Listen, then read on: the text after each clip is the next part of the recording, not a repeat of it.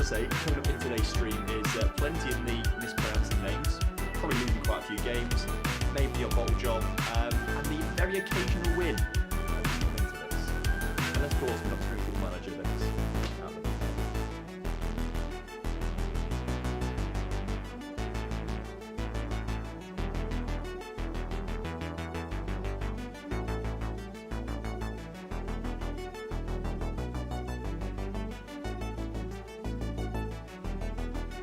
Hi guys, it's me, Tom. We're starting the stream soon. It's going to be really good, so please stick around.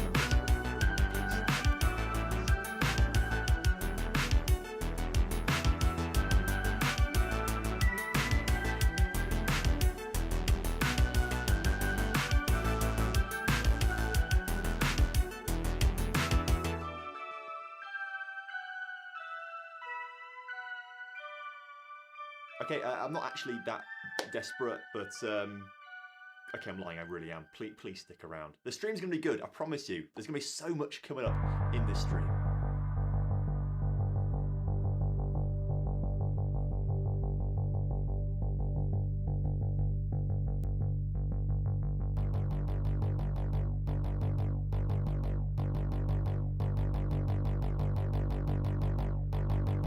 But I promise we are going to be starting soon, although if you are really early, there's a good chance you might actually have to watch this over again another once or two times, depending on how quick I get to the stream. So enjoy it again, maybe.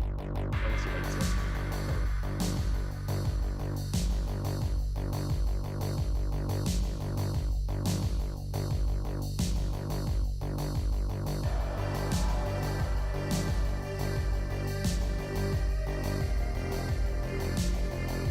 As I say, coming up in today's stream is plenty of me mispronouncing names, probably losing quite a few games, maybe a bottle job, and the very occasional win. Just coming into this. And of course, we're not doing football manager this.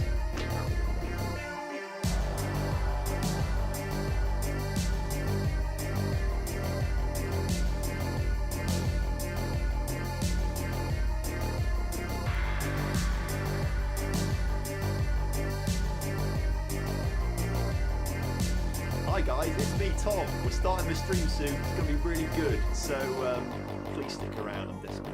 Please stay.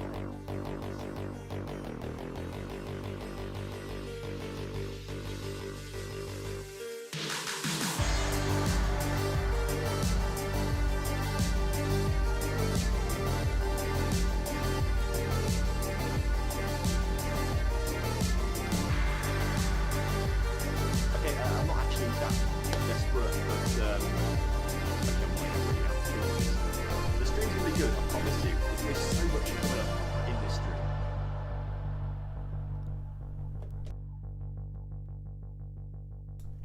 Hello and welcome back to Dunajska Streda. Another stream with the Slovakians. We're taking on the world today as we take on the Europa Conference League and all of the games that are going to be coming up in that this evening. Hope you're all doing well. First things first, apologies for the nasal sounding nasaliness. I've got a bit of a cold at the moment. Laura and I both come down with something over the last few days or so. So I've got some lemsip in a very pretty mug that Laura painted, a painter pot thing.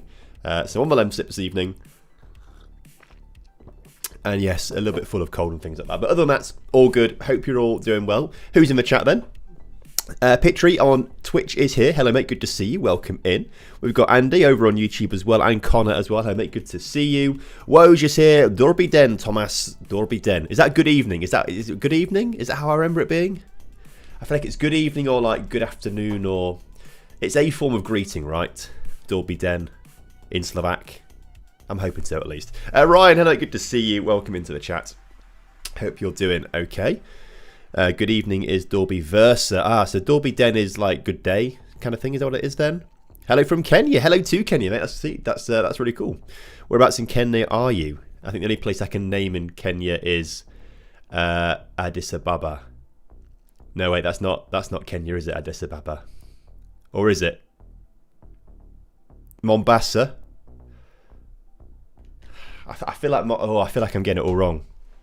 I feel like my geography is not Very good there. But there we go. LFCKV, hello, good to see you. Welcome in. What up, chat? Hello, Wordinator. Good to see you, my friends. Pronounced Dorby Virtua. Dorby Virtua. Dorby Virtua is good evening. Dorby Virtua. Nairobi. Of course. How can I forget it's Nairobi? That's the capital city of Kenya. Terrible from me. Mombasa is Kenya though, isn't it, right? It's on the coast, Mombasa. Or I could be lying to you completely. I'm trying to remember like Halo Reach. Not Halo Reach, Halo 3 ODST or Halo 3 is new Mombasa, wasn't it, I think? I'm pretty sure.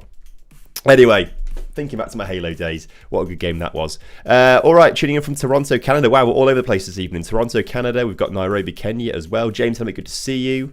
Mombasa is in Kenya. Okay, look, I feel like I'm restoring my faith in my geography a little bit there. Addis Ababa, is that Ethiopia then? Addis Ababa. That might be it, to be fair. We'll see. Right, let's jump into things, shall we? Let's jump into things and see where we're at this evening. So if I can press the correct button on my stream deck. Hello, Danielle. Good to see you, mate. 4:30 a.m. in Australia. Why are you up at 4:30 a.m.? Why are you up at this time? That's insane. I'm glad you're here with us, though, mate. Good morning to you over in Australia. Not long until the Rugby World Cup draw's done, isn't it, actually? I think that's today for you guys. I think tomorrow morning when I wake up, it should be done, the Rugby World Cup draw. That's exciting. Ethiopia say, yeah, one day maybe, Mickey. One day, Mickey. How you doing, mate? Good to see you. Welcome into the chat. So, let's recap then. What happened since, since you were last here? Nothing's happened since you were last here. What happened when you were last here? As you can see, results have been really good for us since we streamed last. As you can see, we have won plenty of games, although dropped off a little bit here and there. Obviously, Zemplin, Mikalovs, I think it's how you say it. Zemplin, I just keep saying. They beat us 2-1. We drew with Kamano as well, which is a little bit of a strange one in the league there. We got back to winning ways against Kotsi. This is going to be a real challenge now if I can remember how to pronounce these teams. Koshis. I feel like I'm not... Koshis.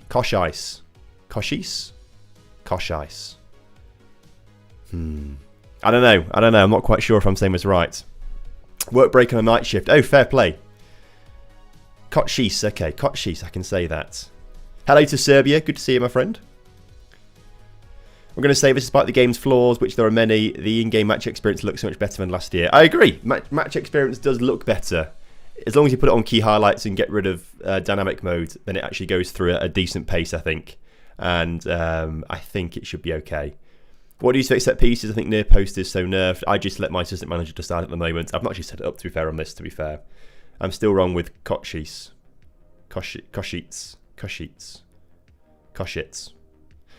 Look, we'll get there one day, the pronunciations.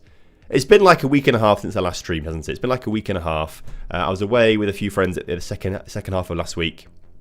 And then was ill over the weekend. So I've not really done a whole lot, to be fair. And it's been a long time since this. It's been a week. It's been a week since I last... Look, there's no excuse. I just can't remember, basically. Still can't remember. Still wrong. Okay, well, look. I think it's your fault for spelling it wrong, probably in the chat. Woj, that's what I'm going to say. Heard what's coming in the new update? Yes, they are bringing shouts back, aren't they, in the new update, which is quite exciting. That will go some way to helping people feel a little bit more immersed back in the saves and things like that. The E at the end of Kashitse. Oh, Kashitse is not silent. So it's Kashitse. Is that what we're saying? Kashitse?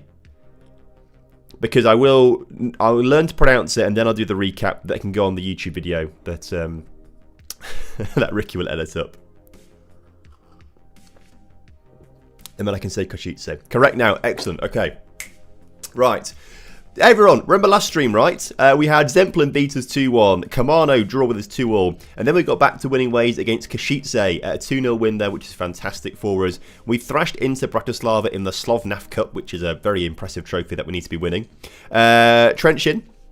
We beat them 2-1 as well, and then got a decent draw at home against Genk, although they did score him a 94th minute, which was rather frustrating. 3 points should have been ours for the taking in that one, especially because we lost to Rosenborg 1-0 in the next Europa Conference League game. We've got 4 Conference League matches still to come. Breidablik, FC Noah, Strasbourg and Legia Warsaw, which are coming after we sort of finish for a winter break. So that's going to be quite interesting to see how we get on with those games. Breidablik, we should be beating, and FC No, we should be beating. Strasbourg, maybe not, and Legia Warsaw, maybe not. I'm not too sure about that one. But we did get back to winning ways against Slovan Bratislava as well, which leaves us flying at the top of the table, as you can see. 29 points on top of the table. Zemplin behind us on 21. Kamano on 19. Spartak Trnava on 18. Slovan Bratislava down in 7th place on 15. And then Žilina just behind them on 14 points. Things are going really well for us at the moment. But it's mostly down to the fact that the other top 4 teams, Trnava, Bratislava and Žilina, are just absolutely dreadful this season. So we are kind of sleepwalking our way to a title. Remember, after we play 22 games in total, so another 10 to go in the regular season, the league will split in half. I believe those games are played home and away if we look at the championship group. 6 teams, 10 games, teams play each other home and away to try and win the title there. So 20 games still to go this season. There's plenty of time to play some football, but we'll see how far we can get today. Also, I do recall someone said to me, set up your penalty takers, so we should probably do that as well right now, because I think it's been taking some weird penalties, don't they, at the moment, with defenders taking penalties. So if we look at penalties, Hertz and Oro are set up to take penalties, but I guess when they're not on the pitch, it kind of defaults to a centre-back or something. So I guess we'll just add...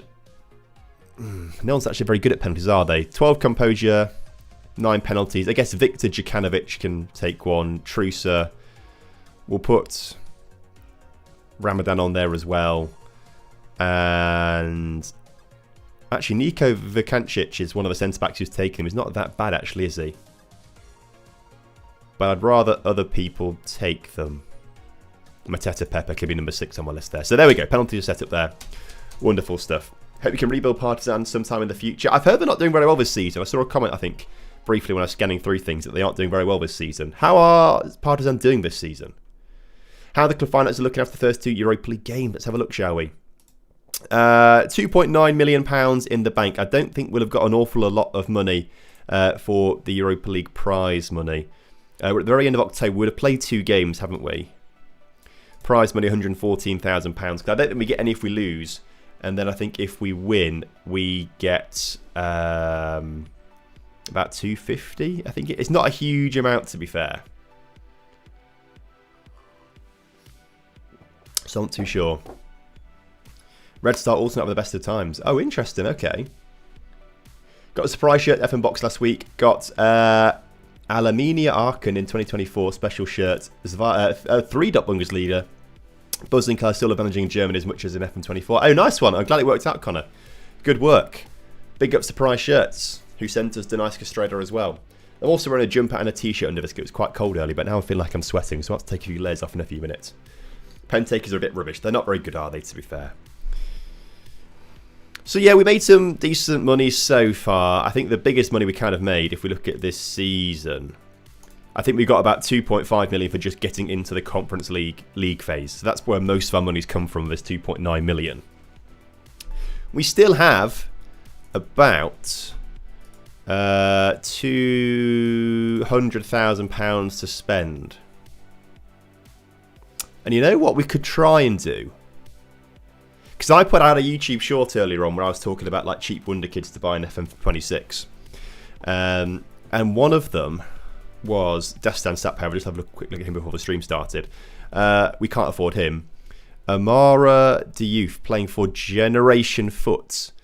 He has got very high potential in the game, 20 determination, plays on the left wing, although you could easily train him as a right winger instead with his very strong right foot. What we could do is try and put a sneaky bid in for him. Or did he want to join us first and foremost? Just thinking about it. Because you can get him for as little as about £100,000 sometimes. We're very keen on signing him. Okay, they want 55,000 and 150,000. He wants 1.2 to 1.5k per week, and we'll send him on to... Okay, let's try and sign him, because this guy is a wonder kid, like in Football Manager. And I was making a short, and he was in the short earlier on. So I think maybe we try and sign him. We've got 200,000. Oh, we can approach to sign. What is it? How much will they cost us? We might be able to get them on a free transfer, lads. I think we'll owe them some sort of money for it. Doesn't say... Oh, compensation. Oh, £325,000 in compensation with additional £500,000 in potential clause. I think we can probably get him for less than that. If we put... We've got £200,000, alright? Let's just put £200,000 on the table. We should have gone lower. We should have gone lower. Well, they accepted it. Let's make the offer. And see what happens. Because that'd be sick if he comes in right. Not sure if the tactics side of the game is easier or if 2 decades of FMCM has finally sunk in, allowing me to make a working tactic. I think you're doing quite well then, John, because I'll be honest with you, I think most people are finding tactics either a lot harder or a lot easier. There's no sort of in between. No one said to me, oh yeah, I'm having the same kind of issues with tactics. Everyone to me is like, it's either really good or really quite bad. So, I think it's a good balance. I think it's quite good. I'm enjoying the tactics so far. Right, we've got a cup game right now against a team from the 2nd division. So we are going to rotate the team a little bit here. So I think what we'll do, again, it's still got the foreign player rules in place. But we need Popovic in goal. In fact, let's just rotate the team for like everyone that needs to be rotated, basically. So Blazek comes in, Bationo comes in, Filip Blazek. In he comes. Who's the sort of backup left back? Barrow is going to come on there. In the midfield, we want Santos Daiber and Blaszko as well. Blaszko is more of a playmaker with a very strong left foot, which is good to know. In the attacking midfield, we want to have... Well, Redzic on the right. We want Gagawa up top. We want Djukanovic on the left. And we could actually go for Stefan Djukanovic through the middle instead of Mateta Pepper. But that's 1, 2, 3, 4, 5... Oh, that's too many foreign players, isn't it? So we have to get some of them off. So Tabol is going to come on. Hang on. Oh. Yes, I see. In that case, El Kandusi comes on at left back. And Barrow comes off for Taboli. Udvaras comes on for Stefan Djukanovic. 1, 2, 3, 4, 5. I'll probably get Stefan Djukanovic on the bench, actually. And then we'll start him, actually, instead. That's all good. Sorted. Hey, David. Good to see you, mate. Welcome in. I like having different roles for players based on your possession or not. That's a good touch. I like that as well. Find that player instructions are a lot more important this year. Okay. It's not something I played around massively, actually. I don't know if we've actually got any player instructions on in this formation, which is interesting. So maybe we can try and look at that at some point.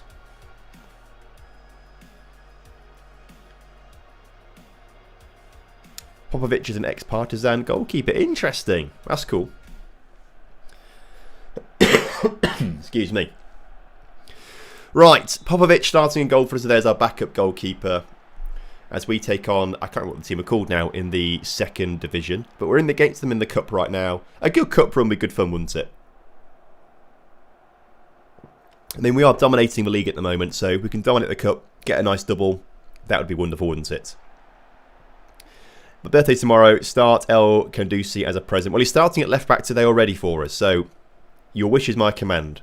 Dave, Adam, good to see you. Welcome in. Hope you're doing well. Wide players have been a lot better since giving them instructions. What instructions do you put on your wide players then? What role are you playing and what instructions are you putting on them? Let's share the knowledge. Let's see what's going on, shall we? Oh, he's awful in real life. Okay, well, good job he's our backup player then. Hopefully the backups are good enough to be beating the first team. I assume first string here, with judging by the numbers of... Well, I say that. Number 9 up front, 7 on the wing, 8 behind, but then you've got 31 in goal. Maybe it's not the first string team here for the 2nd division side. Maybe they're holding out quite well. Billy O'Neill out of Bray Wanderers, Irish 1st Division. Cheap recommendation for you. We can have a look at him at some point. Hopefully Omar Adiev comes back and is happy to talk contracts with us. Because if we can get him in for £200,000, he's insane. How's the Morecambe rebuild? They're my current save. Really enjoying it. Morecambe rebuild was good fun. I did enjoy doing that one, actually. That felt like the very first sort of big save that we'd done as Gaga was offside there. Yeah, the Morecambe reveal felt like the first big save that I kind of done in this, playing for a while and trying to get through things and working out how to get from bottom to top effectively kind of thing. So it was really good fun. I enjoyed doing it. And they've got some decent players actually in reality, at least in Football Manager wise. Miguel Aziz, really, really good in Football Manager. So I assume he's probably the best player in reality for them based on that. But he was very, very good. I thought he was all right. Just such a shame that they are unable to get any wins at the moment. I've still got him in League One. Exactly, like he is good. He's a good player, right? He did very well for me in League 2 and I think played a bit in League 1 as well, actually, to be fair. Right, Gagua bringing the ball forwards for us. The striker who is trying to make himself the first choice. Plays a great ball through to Viktor Djukanovic and the keeper somehow makes a really top quality save there. Also realised that you guys prefer broadcast, don't you, actually? So we'll get that back on for you. Right wing is a right mid, wide midfielder out of possession, and AMR winger in possession. And his big ones are stay wider, run wide with the ball, shoot less, and cross to centre. And they're getting tons of assists, are they? Djukanovic, Blasco, Redzic, through to Stefan Djukanovic. And again, this brick wall of a goalkeeper is denying us. Should do a Rochdale career. Are they still in the National League, Rochdale? Or are they League 2 now?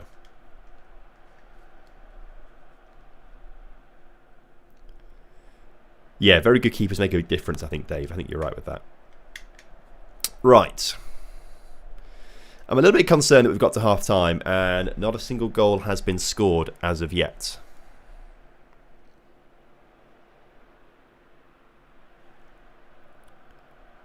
"16 shots, but we've barely seen any as a highlight. Not happy with that performance out there. We might have to bring some big hitters on soon. National League, hopefully going up this year, though. I feel like Rochdale have been in the National League for quite some time now. But they're just not a National League club. They are a Football League club, Rochdale, so it just doesn't feel right that they're down there, does it? Ball forward to Redzic is good. Can he find that killer cross into the middle? No, unfortunately not. As the opposition here look to bring the ball out from the back. And they're doing a very good job of keeping it away from our players right now. But Redzic with a nice interception. Come on, fella. Get into that wide area. Cuts past one. Brought down. Free kick. Are we going to see this free kick put into the top corner by Redzic? Or is he going to try and put it on the noggin of some of the big boys out there? Like Gagua. No, it's Santos Diber at the back post. And the keeper just about deals with that one and goes behind for a corner kick. We're knocking on the door, aren't we? We are knocking on the door.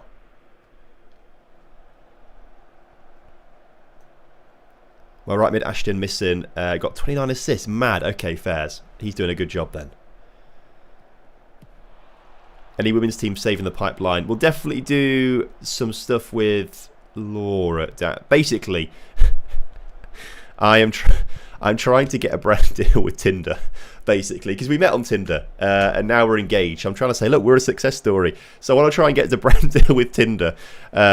So then Laura's in the video, and it kind of makes sense with that. And then, so I need to find the right person to email at Tinder, basically, before we do the women's stuff. Essentially, is what I'm thinking. And this kind of ties in quite nicely. Managing the most hated club in Slovakia. The most hated club, what? Because they're got a big Hungarian following. Is that kind of what it is then? Is that the reasoning behind it? We got sent this shirt by Surprise Shirt, so that's why I'm managing them as well. Oh my word, we've conceded. This would not be a very good look if we concede and now lose to a second division team in the cup. It might be time to bring the big boys on with 30 minutes to go in this game. Look at the match stats by I mean, I feel like I should trust the boys that are on the pitch already right now, but I mean, I'm going to go a bit more attacking here as well. Slucker puts the ball into the middle. We've managed to clear this one. And first to it is El Kandusi, bringing the ball forward. Looks to get past his man. Is forced to the outside. Cuts his... What an absolutely superb individual goal there. El Kandusi gets us back on level terms just 3 minutes later. We will take it. Wonderful goal there. And this is also going to not show us anything, is it now? We've cleared the ball. There we go. We won't see anything else from this highlight. It doesn't change camera angles, weirdly. So we'll skip it. We'll skip it. If we can grab another goal, I won't think about changing. Because I'd rather rest the first teamers for the league and the Europa Conference League and stuff like that. As Djukanovic's ball forward intercepted. And now the opposition looking to come forwards. Long range shot's fine. If it's still 1-0 15 to go, we'll bring some big guns on.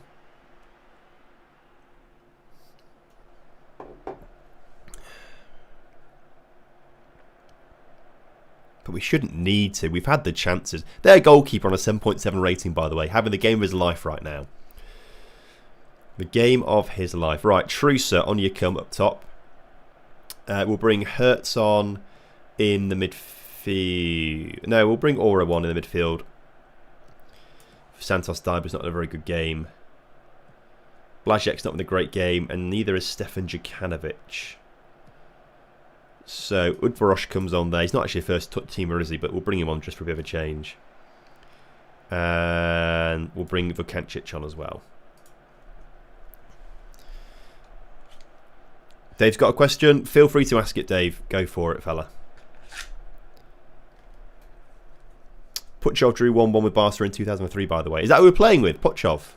Mad, that's cute. That's huge.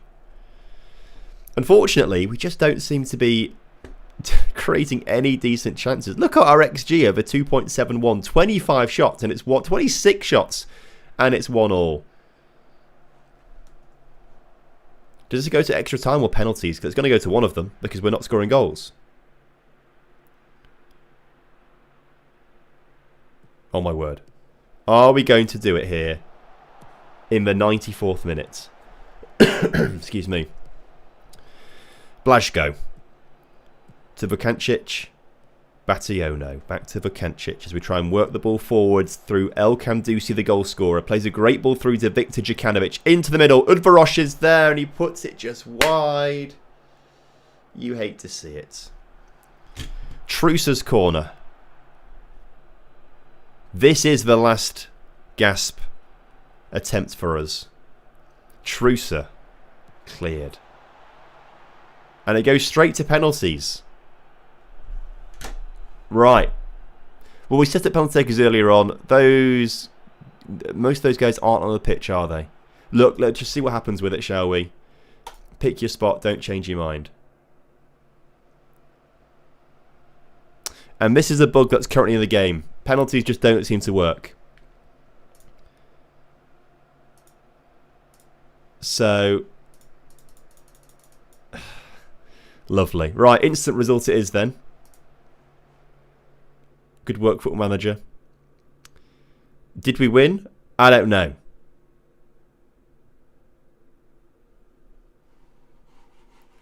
I would click on... Oh, the mouse is back now. Good, right. Negotiate contract for Amara Diouf. Now, did we win? Game? Did we win? No, is the answer. It looks like we lost on penalties. Although I don't...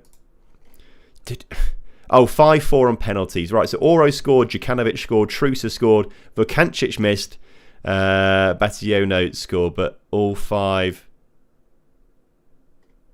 Oh, again, our penalty takers are on the other side. Jesus Christ. Okay. Hopefully the update that comes out for Football Manager in the next few days sorts all this out. We lose on penalty. Look, it doesn't matter. We're going to win the league. We're all about winning the league instead, aren't we? That's our plan here, isn't it? Right, Diouf offer is accepted. They want him back on loan. No, we're going to play him, Amara Diouf, because he's a wonder kid, and we're going to make him work. Enter contract negotiations. Breakthrough prospect, fringe player. I mean, that works for me. I'd put him to a squad player to make him feel better. Give him a 3-year deal. Get rid of the yearly wage rise. And these wages, he wants big. He's going to play a lot of games to start off with, so I'd rather just pay him like 1,800 now. There we go. Right, Amara Diouf is going to be joining the club.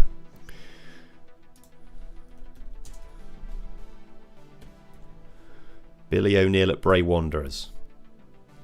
We'll give him a scout and see what the scouts reckon he is potential-wise. But I can see the makings of an alright player there.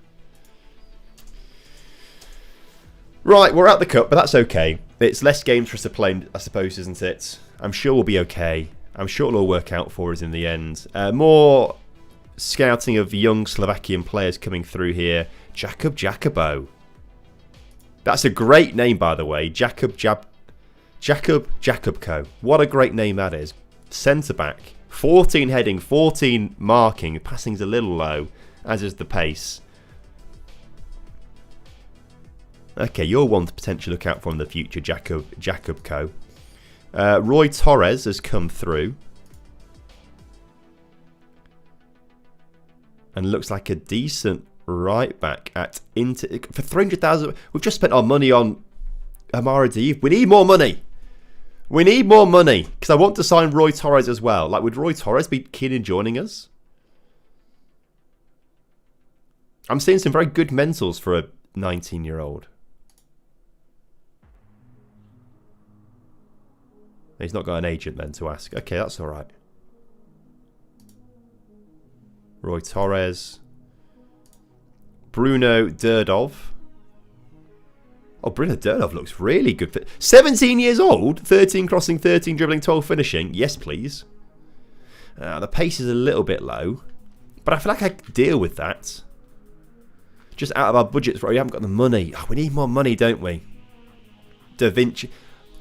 We need a player. We need to sign Da Vinci. How can we not sign a player called Da Vinci at Getafe?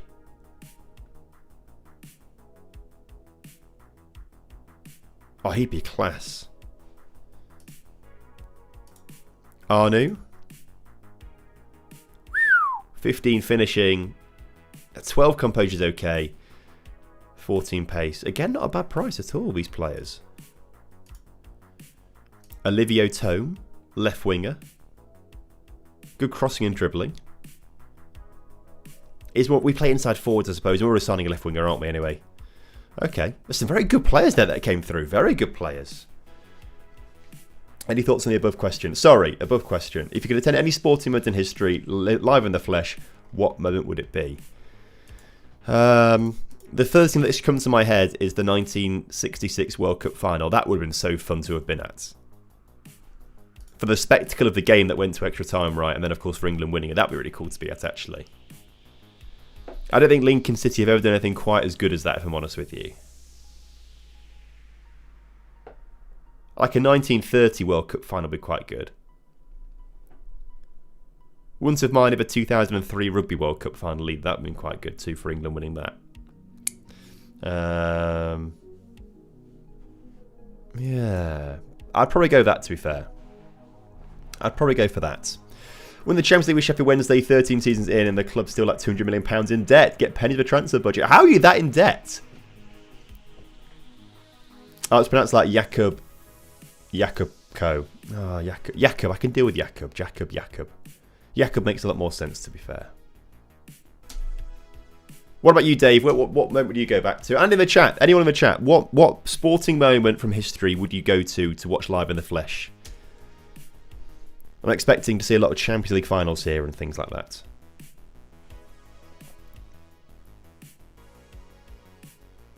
Let's just say I might have signed a lot of players on Crazy Future installments. I get you. What would win be less in the playoff semi-final? The Troy Deeney moment. Oh my word, yes. That would have been a really cool moment to be at, to be fair. The Troy Deeney moment's insane. Also, 3.6 million out of nowhere. Where's this extra money come from? Excuse me? Income last month. Oh, we made a bunch of money from TV revenue right at the end of the month, I think, by the looks of things. Well, we'll take the TV revenue. Thank you very much. And we get £146,000 for more TV money. Oh, that might be part of it as well. Oh, literally right here. Yeah. All the TV money's come in just this second. So it's right there.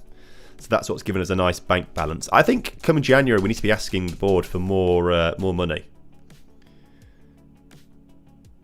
Even though I'm a Hull fan, United come back in the 99 treble final. That'd be really cool, to be fair, actually. I agree, that would have been really good.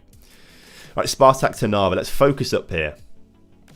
Use team selection 1 for our first team. Hertz is injured for 4 to 5 weeks. Oh, Hertz, you hate to see it. Blasco's going to get a good run of games then, at the moment, then, Blasco.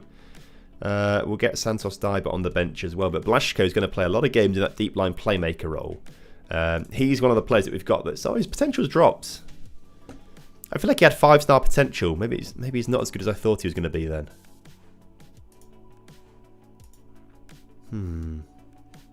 Go to the match. Let's see how he gets on there. First ever F1 GP in the 50s. Oh, that's about to be a really cool thing to... Oh, there's loads of great things here for people that will go to see. Let's read through these. Let's get to the game, and then we can read through them whilst the match is happening. Even though it is kind of a big game, this one. Let's see what you guys are saying. Abu Dhabi 2021 in a VIP stand would be fun. That would have been quite good, to be fair. If you're a Verstappen fan, I would have cried. Budapest, the Ireland beat Hungary a couple of weeks ago. I was sure we were going to lose that one. Ireland going to the World Cup. Come on, fellas, you can do it. Slovak beat Italy World Cup group match 2010. 2002 Hockey World Cup final for sure. First and only Slovakian world title. Oh, that's sick. Usain Bolt, Beijing. Is that the first or second time? Because I feel like he obviously got the gold there in 2008, but did he break the world record there again, which still stands today? As in, like, a few years later in the World Championships, or was that somewhere else? The first ever F1 in the 50s is really good, to be fair. Zidane headbutts. Hello from Maryland, USA. Hello, mate. Good to see you. How you doing, mate? Welcome in. Yeboah against Wimbledon or Liverpool or Champions League final when Zidane scored that goal. They're very good ideas. Joe Calzaghe versus Lacey in America, a lesson in boxing. It would have been cool to see like a big Muhammad Ali fight, actually. 96 title decider of the Polish third division for my hometown club would be cool to watch, especially with my dad in the squad. Oh, sick, that's so cool. Even though we didn't win the promotion ultimately. Oh man, that would have been so cool. If you can rewrite history to win it, wow, incredible. Haiti versus Nicaragua a few weeks ago. What happened there? Was that really... Oh, when they qualified for the World Cup, right? Haiti, is that when it was? And they qualified for the World Cup in that match. 2014 NHL Winter Classic, Leafs versus Wings. Leafs won, and 100,000 people sat outside in snow and minus 24 weather for 4 hours. Oh my word, that is dedication to a sports team. I'd make it 24 degrees rather than minus 24 degrees if I was you, though. American, don't have many footy moments, so I choose Red Sox v Yankees 2004 ALCS, where my Sox came back from 3-0 down in the series to win it, and their first ever World Series, or the first World Series in 86 years. Yeah, that's a good moment to have, I think. First World Series in 86 years is a good moment to have. City QPR 2012 on some people's list, yes, it would be. Conference already? Are we already Premier League? We are in the top division of Slovakia, yes, we are. As Gruber gets a goal, by the way. Right, I wasn't paying attention, I was reading the chat and all your cool moments. Trusa collects the ball then. Plays a great one through. Raw splits the defence. And it's a first time shot to get it round the keeper. That's a really good goal, to be fair. That one Real Madrid versus Man City UCL comeback in stoppage time. Yeah, that was a good one. WrestleMania 24. Had tickets in row 8 but couldn't go as my friend was getting married. Oh, mate. Never regret the choice, I agree. But I'd like to have gone to WrestleMania all the same. I do, yeah, I agree with that. You know, friendship means a bit more, doesn't it, I suppose? And those cool moments together like marriages. But I agree, it would have been cool to go to that. R9 making us come back in a 2002 World Cup. Luckily we haven't conceded there, which is good. Mike Tyson versus Buster Douglas when Buster upset Tyson in 1990. Imagine being there when he bit someone's ear off, though. That would be a bit weird. That would be rather bizarre, wouldn't it?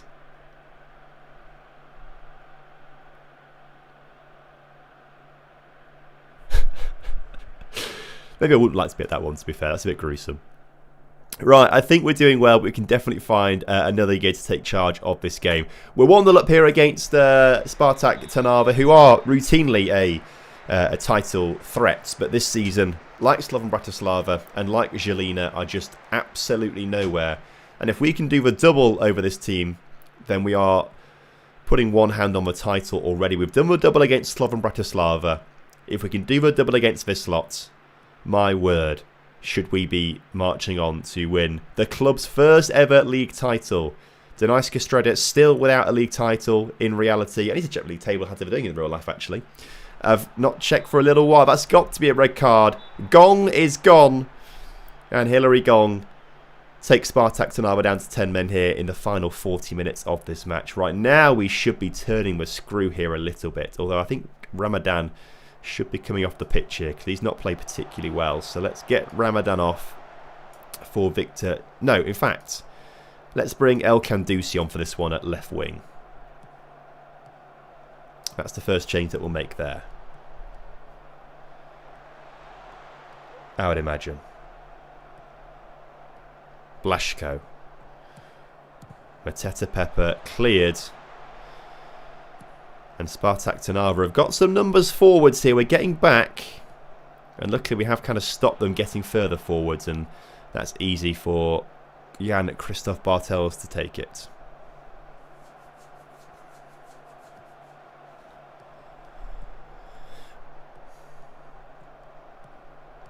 Evening, Moulton. How are you doing, mate? Good to see you.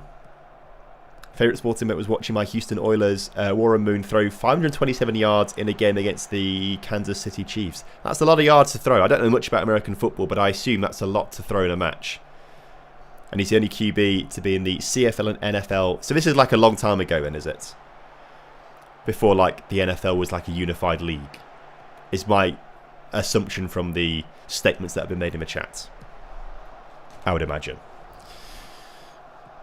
Right, Vaquero looking to bring the ball forward here. We need a second goal here to feel a bit more comfortable here. Even though we are a man up.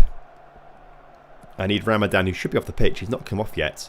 To find Capanadze on that far side. If Capanadze can find a great ball into Trusa, can't score. But Vaquero can put the ball straight back into the middle, surely. He does. Cleared again. And Oro shoots from distance. And makes it 2-0. Did this take a deflection? There's a lot of bodies in the way of this shot.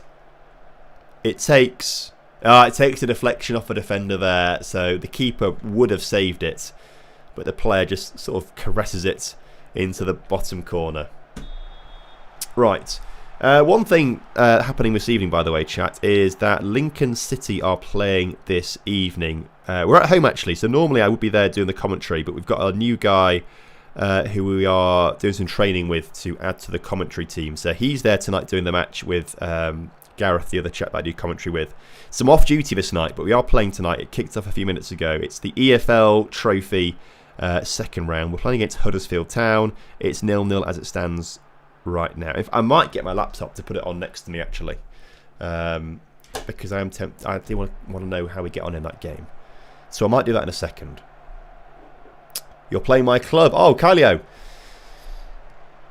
Unfortunately, they're not doing very well this season. But neither are Slovan Bratislava or Žilina. All three of you are having like a stinker season. And it's just allowing us to hopefully win our first ever league title here. Although, Tomic has just got a goal back there. That's something to be wary of. Let's get the Mancic off the pitch here. Bationo on.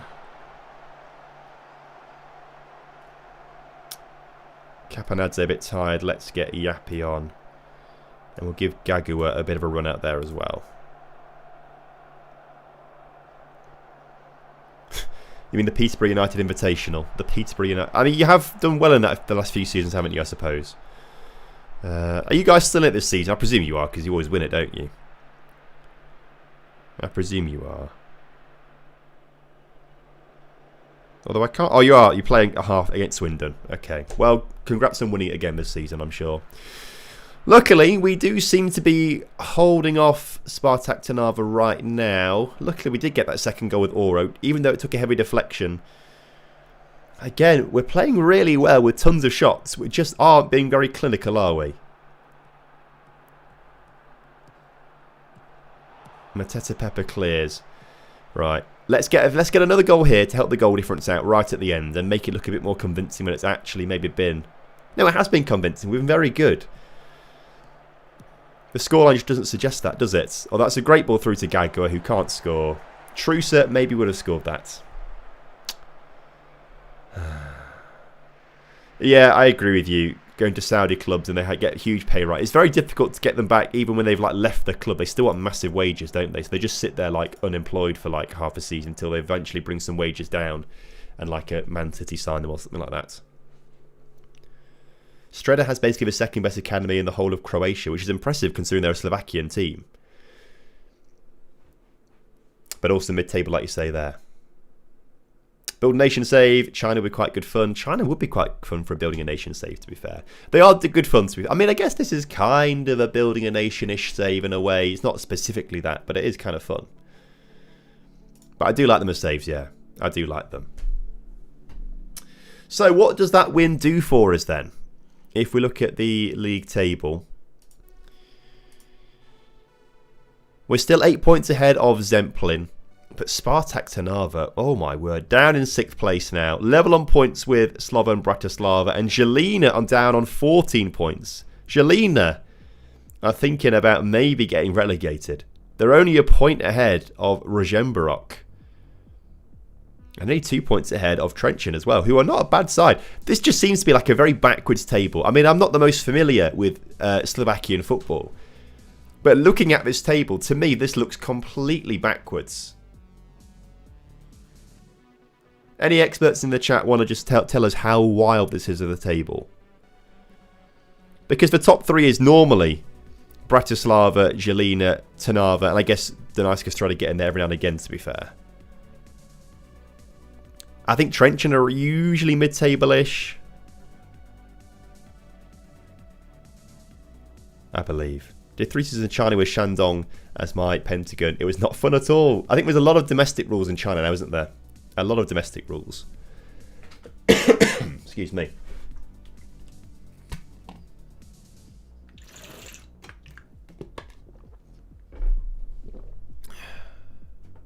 Insane table. Right, I'm going to get my laptop very quickly because I do want to put on the linking game now I think about it. To see what's going on with that. So give me 2 seconds. Admire the table.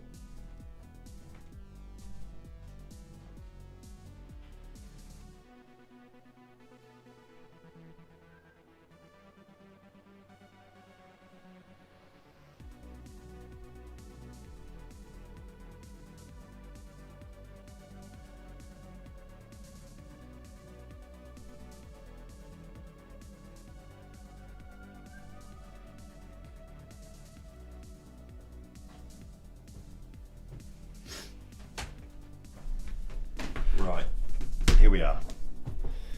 I'll get this set up and just move things around.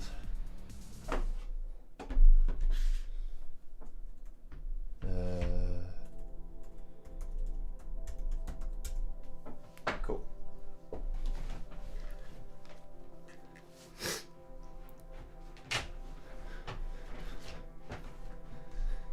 Oh.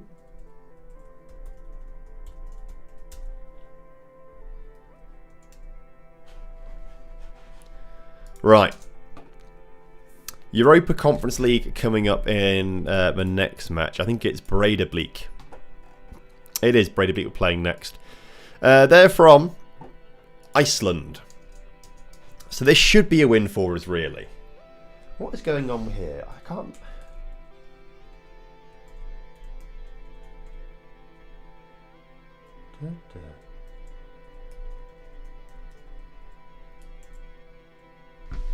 There we go. Apparently I was getting my password wrong like 8 times there. Right, Amara Diouf, the Wonder Kid, is going to be joining us. He'll join us on the 14th of June 2026. So we don't get him this season. We get him next season instead, which is fine. You know, keep playing Generation Foot, do your thing. Get some decent reps under your belt. He's already got 2 caps of Senegal as well. Oh, he looks good, doesn't he? He looks good. Accept. So Amara Diouf will join us. And he's going to be top quality. Right, let me just get the game up. Just make sure we're on mute. There we are.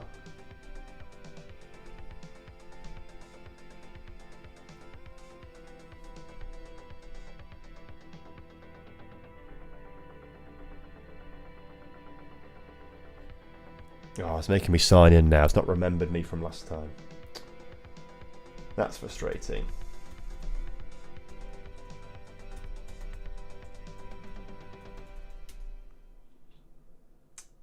And then...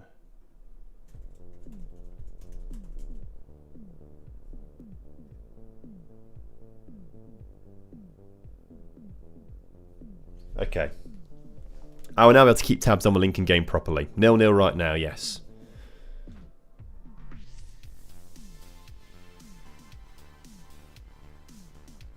Good. Yeah. Looks very empty, as it always is in these cup games. Until the final, of course, and everyone loves going to the final. Right. So has that come out of our transfer budget right now? Yeah, that's annoying.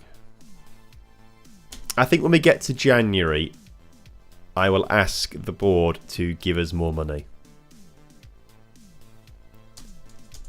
Because I'd quite like to be able to spend a bit more. Because we had some very good scout reports come through. It'd be great to try and get a few youngsters in for the second half of the season. Right. Conference League then. So we've got Santos, Diver and Taboli unregistered for this one. Can we have 12 subs in this? We can have 12 subs on this one. But we've got to get rid of you, and we can only put Popovic on the bench. And Blazek as well. So that's not ideal, is it? Do you guys want to go on the bench? Like that. There we go, because everyone else is unregistered right now. So there's the team. We'll stick with the same team that started that previous match.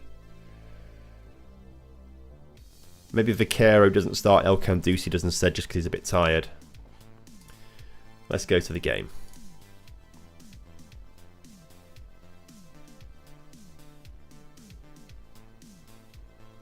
So it's your best tactic this year. It's the tactic I've had the most success with, I think, so far. I've used it in a few videos now, and it is quite good. Love your Morecambe video. Thank you, mate. Much appreciated. Glad to have you watching the videos and here on the stream. Right, kick-off then here against Breidablik. We are at home today. This really should be a win for us.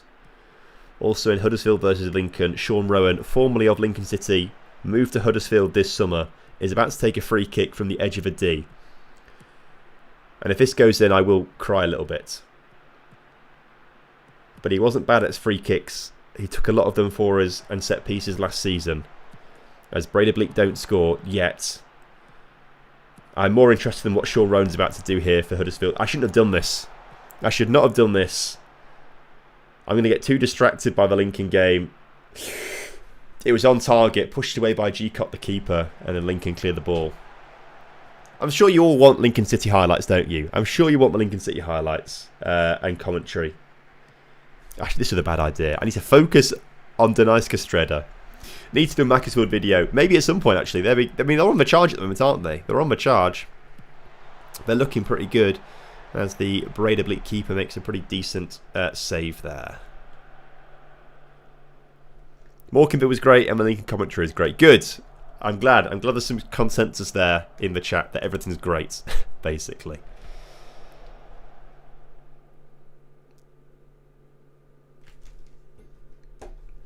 Prefer Lincoln over Barca Atletico tonight. Well, yeah, that's also true.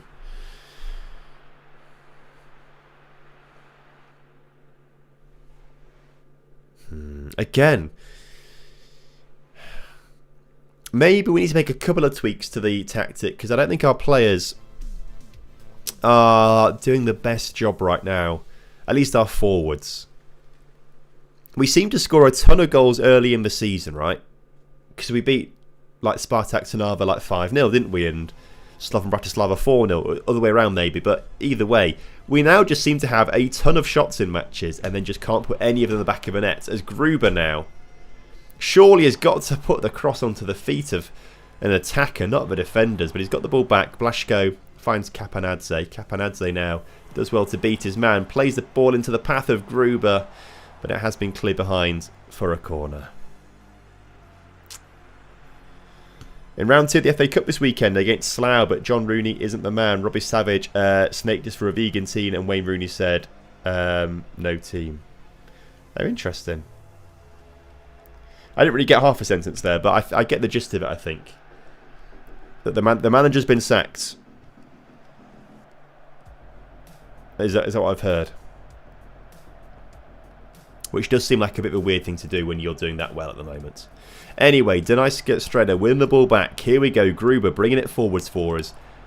Plays the ball over the top to Ramadan. Ramadan's there. Oh, Ramadan.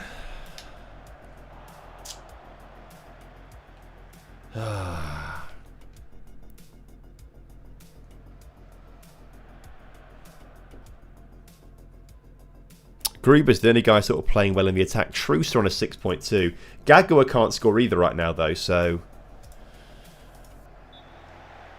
that's a bit concerning for us.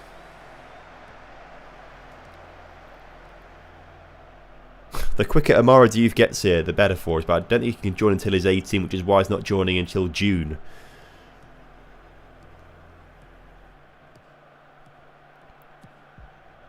Christiansen saved by the keeper.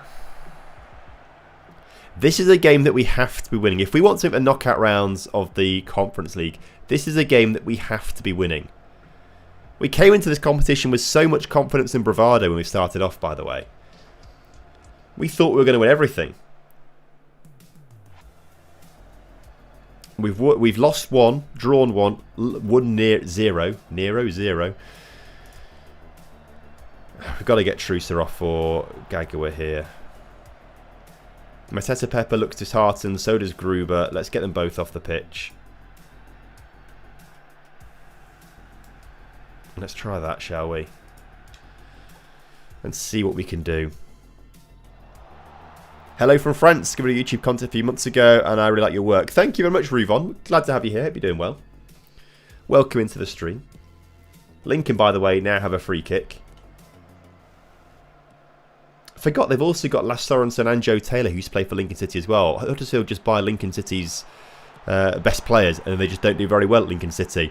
And I'm talking about Lincoln City too much because Gagawa's just scored, and I barely noticed it. Georgie Gagawa comes off the bench and finally gets the goal to break the deadlock here. And well, Lincoln City, you've got this free kick just outside the D to the right of centre. It's only a couple yards outside the penalty area. But this is going to be perfect for Rico Hackett to step up. Go on, fella. Rico Hackett and Tom Baylor stood over this one, to be fair. Referee's now having a word with a few players. Tell them to get their yards. They're not quite 10 yards. They stepped over the magic spray. So Rico Hackett takes a few steps back again. It's got to be him. It's a perfect left-footed free kick, this. As Rico puts it through the wall and straight at the key. Oh, we've got another one, by the way. I'm too... Yeah, putting the Lincoln game on was a really bad shout. I'm far too invested in that as opposed to this. But Gagawa gets a nice tap in there as well. Djukanovic with the goal. And could we get a third right now? A third would do really well for our goal difference. That's going to be very important here with only 6 days coming out. 6 days coming out? 6 games in the league phase. I was reading the documentary comes out in 2 days on the chat, which is a documentary, I assume, about Macclesfield Town. Gagawa over the top. Oh, he puts that one wide. You hate to see it.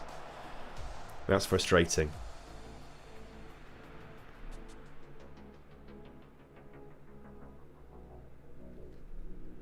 But we are dominating this game. Let's make a couple more changes then. So the two guys there. Actually, Redditch has done well on a 7.7 rating as well. What's wrong with you, fella? Would have preferred to stay on the bench. What do you mean would have preferred to stay on the bench? Fella, don't do that to me. Udvaros comes on as well. Even though he doesn't really like that position, he's got to do it. And we'll bring Yapi on for Kapanadze as well, just to rest up a little bit there. Yeah, Gagawa might need to start a game soon, I think. You wouldn't be playing FM if you didn't love football, so I don't think anyone's going to have an issue with your passion. That's true. That's true.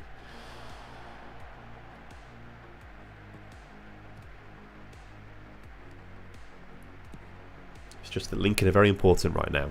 Right, Brady Bleak coming forwards. They're trying to get themselves back in this game with 10 minutes to go, and they're doing well by keeping the ball down in the penalty area. That's a great save from Jan-Christoph Bartels there to keep the Icelandic side out. An NFL pod listened to during the MLB playoffs. One of the hosts kept cutting to live commentary of the Blue Jays Yankee. I rate it. We're all sports fans. Elkan Dusi finds Blaszko, who I think has done a pretty decent job here today on a 7 rating. The 18-year-old midfielder helps get a move going for Gagawa to score his hat-trick. Blaszko is going to be a really solid player for us in the future, I think. I think these next few weeks of him being in the first team due to the injury is going to be really good for him. But Gagawa is now got to start. Trusa has not scored for a while. He started the season in insane form, right? And he scored 18 goals in 5 games. And it's not even that much of that's not even that much of an exaggeration to say. But Gagawa now, a hat-trick in this one off the bench. I think he's got to get a couple of starts now. Saying that, he did naffled into against the second division side in the cup. So who knows why he's playing well now off the bench. Maybe he's just an off-the-bench star. Maybe that's what is so good about him. He's just really good off the bench. But Viktor Jukanovic has been put through. No way. Oh, it's almost too good to be true. Gagawa should have had a 4th goal there, but somehow does not put that one in the back of the net. As the corner's cleared. With 4 minutes to go here of added time. Ramadan thought he could do it. Shame he can't. Do you think Lincoln can challenge for the playoffs? I think it'd be difficult. I know we're right up there right now, but we've played a couple extra games and teams around us, haven't we? I think we'll drop out as the season goes on. I don't think we've quite got the depth or strength to be there. I think we'll just miss out on playoffs, personally. I hope I'm wrong, but I think we'll just miss out. Origin type player, that's true. Origi type player. Yes, also true, I suppose. But that could be his origin story of this game. That story could be his origin. And it's 350k we get for wins. So we're up to 4.1 million in the bank now, which is great. That money's huge for us as well, because if we look at the projections, end of the season we're now projected to be at 2.1 million, which is way higher than the minus £500,000 we were projected a couple months ago. So Europe is doing great for us, and obviously we are on track for a Champions League spot as well. So what Champions League spot do we actually get in this league? If we go to rules... Oh, it's the first qualifying round. Okay. Because if it was this... I think it's the 3rd qualifying round that guarantees you European football. Because if you lose the 3rd qualifying round of the Champions League, you go to the 4th qualifying round of the Europa League. Lose that, you go to the conference. It might actually be 2nd qualifying round as well, because sometimes if you lose in the 3rd qualifying round of the Champions League, you go straight to the Europa League, don't you? I can't remember the actual rules. So we go into the Champions path, right? So let's look at the Champions League. Look at the rules here of the Champions path. So 3rd qualifying rounds. Champions path. Maybe it doesn't tell you anymore. Because in FM24 it said, if you win, you qualify for the 4th qualifying round. But it would also say if you lost, you'd go straight into the Europa League. Maybe I'm wrong with this.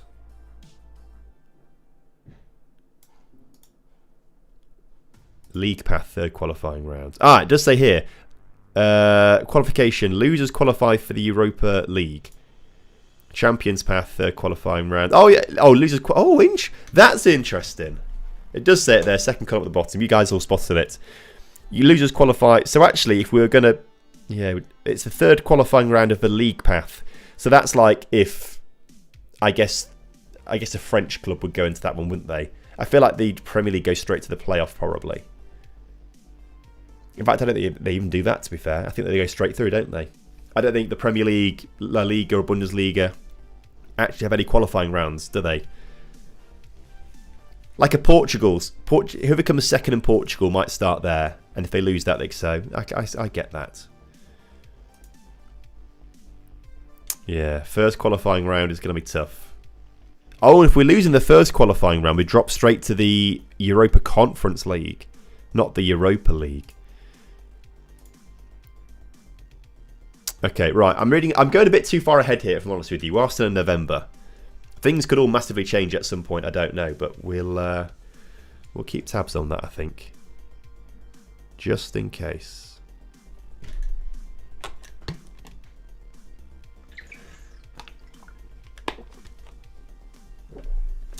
Right, Rajembarok coming up. Let's see what we can do. Favourite Lincoln City player? All time, Simon Yeo. Currently, I'm going to say Ivan Varfolomeev. I'm going to say him because he's exciting. It just feels very exciting for Lincoln to be signing a player from the Czech Republic for a lot of money. It just makes me think automatically he's going to be a wonder kid. So that's that's kind of my thinking on that. So Ivan Varfolomeev, I want to see more of him. He's not playing an awful lot right now because he's young, and we've got two very good players in the team right now, and Bayliss and McGrandle starting, right? So, but hopefully he gets a little bit more game time. Right, we're going to change the team a bit here for the Rajembarok game because we've got some tired faces out there. One of them being Ramadan, but Viktor Djukanovic is going to come on there. Gagua is going to start as well. Santos Diver is going to come on the bench as well, and probably start ahead of Oro as well. Kapanadze for Yapi. El Kandusi off for Vaquero. And yeah, that looks like a good team to me to try and beat Rajembarok. We need to get someone off the bench. Popovic, off you go, fella. There we go. Go to match. Not Alan Sheehan.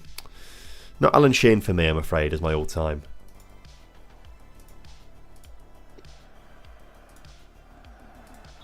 Matt Reed's up there as well, obviously.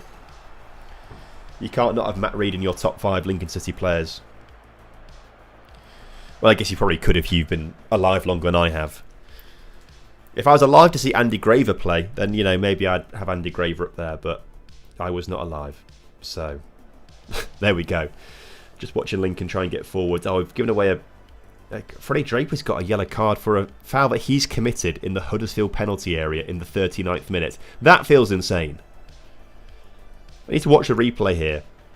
Right, Freddie Draper's Lincoln City striker, right? And he's just been given a yellow card in the 39th minute for a tackle that he's made in Huddersfield's penalty area. He's like the furthest man forwards, just makes a challenge. I want to see the replay when it comes through here. How bad was this challenge for him to get a yellow card in that situation? Cross comes in. I don't understand what's happened there. A cross comes in. He's tried to slide in to like kick the ball in the back of the net, and he's tripped up another player in doing so, and he's been given a yellow card for that. As they like come together to try and get to the ball first. That's one of the weirdest decisions I've ever seen in my life. Posh legend Simon Yeo played 15 games for us when Alexander was manager. Keith Alexander for me, oh my word, what a legend. Like genuinely, I used to pretend I was Keith Alexander when I started playing Football Manager when I was like, you know, 7, 8 years old kind of thing. I used to pretend I was Keith Alexander playing the game. And I used to want like a yellow pair of socks. He used to have a yellow pair of football socks that he used to wear like all the time for whatever reason. So I used, yeah. Well, other kids are in the playground shouting, I don't know, Gerrard and Lampard. I was there in my trench coat being Alexander. That was me. Right, we need to bet in front of goal today. We need to get a win here. Let's focus up. Gagua got the hat-trick in the last game. Should have had 4. And he is now dropping a stinker here on a 6.7. And again, another situation where we're having so many opportunities and shots here. And nothing is working out for us. Just wide there.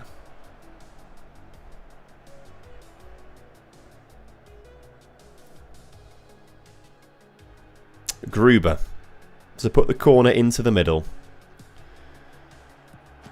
I thought that was in.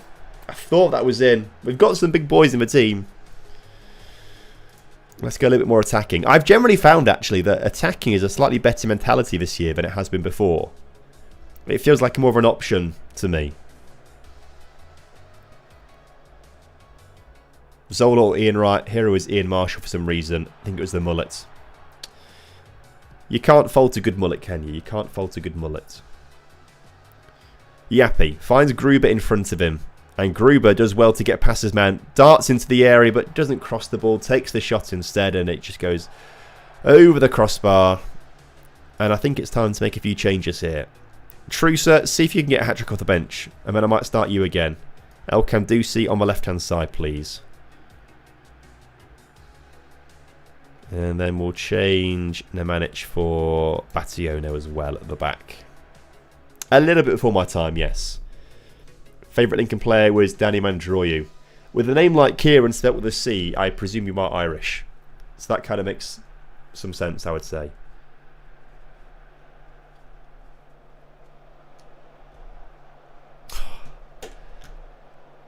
How are we not more clinical, by the way?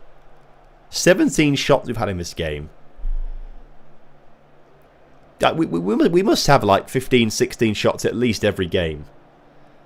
I mean, I guess we did get 3 in the last match, but it just feels like we are really slogging games out at the moment and just like hoping for that. And that feels like the lowest XG opportunity possible. But El Kamdusi has just come off the bench and he's put that one in the back of the net.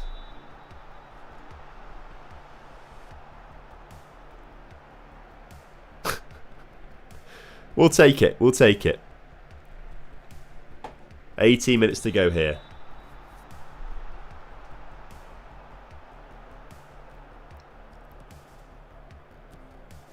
Good interception from Yappy there. Gruber now. If we can get a second goal here, we can then feel a lot more comfortable. Oh my word, if that had gone in the back of the net from that sort of like one-touch football, that would have been insane. But Yappy's going to have another chance to bring it into the middle. Finds Blaszko, edge of the area. And he may... Is there an offside there? Apparently not. El Kamdusi's goal is going to count there. And we go 2-0 up here against Rajem Barok, who are in a relegation battle, by the way. That's why it's so concerning that we are just not being able to beat them until the 70th minute. But we'll take it.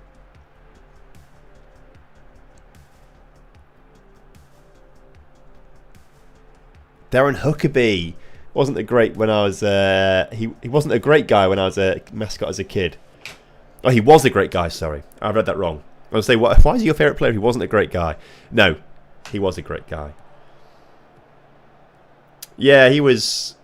I think probably at the club around the time I was born, maybe late 90s. I was born 97. I think he was at the club around that kind of time, but I could be lying to you. Oh, Mateta Pepper. Huge finish there. Mateta Pepper's another one of these players that just does well for us as well, doesn't he? Scout players from Thailand. I don't think our scouting package goes that far, to be fair. But you're right, you can get some very good players from Thailand. Muensa, is that the name of the player who was always really good in a couple of FMs ago to get? I'm sure it was Muensa we could get. Anyway, 3-0 at the end of this game here. Looks like we've just tired out the opposition here and then been able to take our chances finally and put those goals in the back of the net, or the ball in the back of the net to get the goals.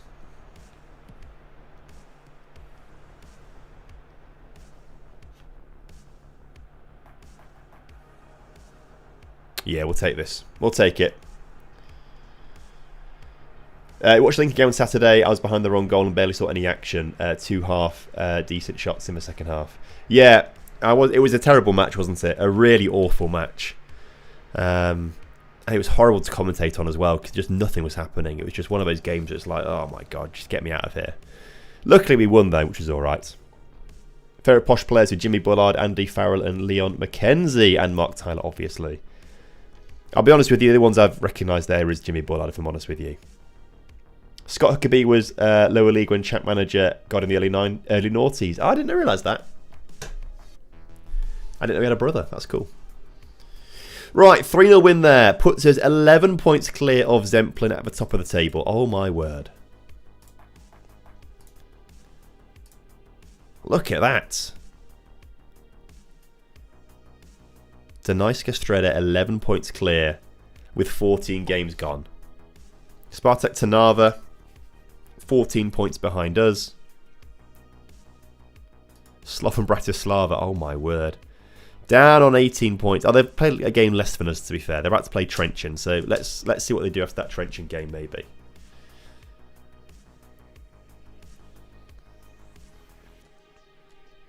Just watching Lincoln trying to put some balls into the penalty area right now, but they're all blocked, so it's about to be half time in that game, so I can focus on this for 15 minutes and not think about that too much.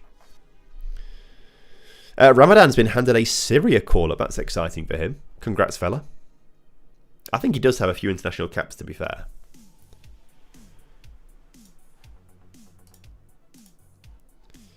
Amar Ramadan. Yeah, he's got 21, to be fair. In fact, I remember he got his first goal like last time international break was around, wasn't he? Viktor Jukanovic is going to be called up to the Montenegro squad. And then we've got this under-19 guy playing for the Hungarian under-19s. But he's at Como on loan. Have they got... He must be good if he's at Como on loan at 16 years old. Has got lots of potential. Did we say if he's got a clause to sign for them? No clause. So I think we'll try and keep him. See you later, Mushroom Man. Good to have you here, my friend. Thanks for dropping by.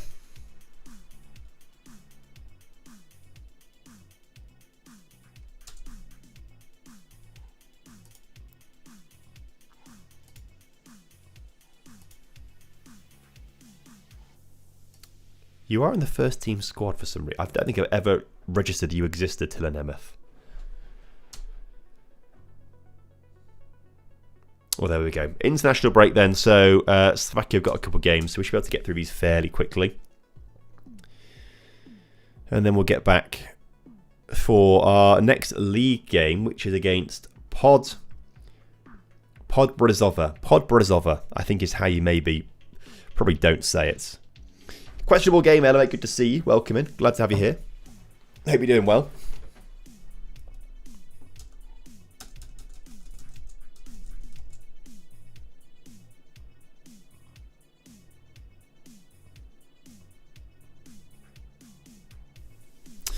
The Premier League games have kicked off as well, haven't they? Who's winning tonight, chat? Who's winning tonight? I know Man City are playing Fulham away from home, aren't they? Oh, and they already 1-0 up. And Erling Haaland got the goal. Good. That's fantastic for my fantasy team. Oh my word, 100 goals for Haaland in 111 games for City. That's insane. Doku with the assist as well. That's genuinely insane.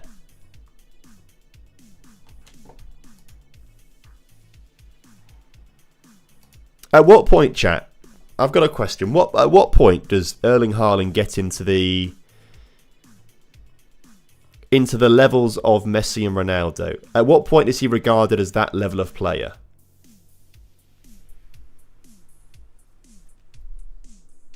Because I don't think he'll ever be compared to them. Because he's in a different era, I suppose.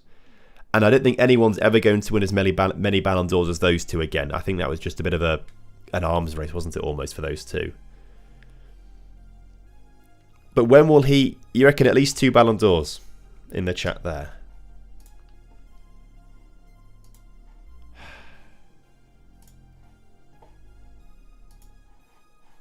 I don't know. It's interesting how Ballon d'Ors become part of the conversation and things like that. If you just look at pure goal scoring, like, he's just off the charts insane. Even for Norway, like, he's not even Norway aren't an Argentina or a Portugal, right? So they're never going to be that good. And yet he's got an insane record for Norway as well. I think he might already be there for me.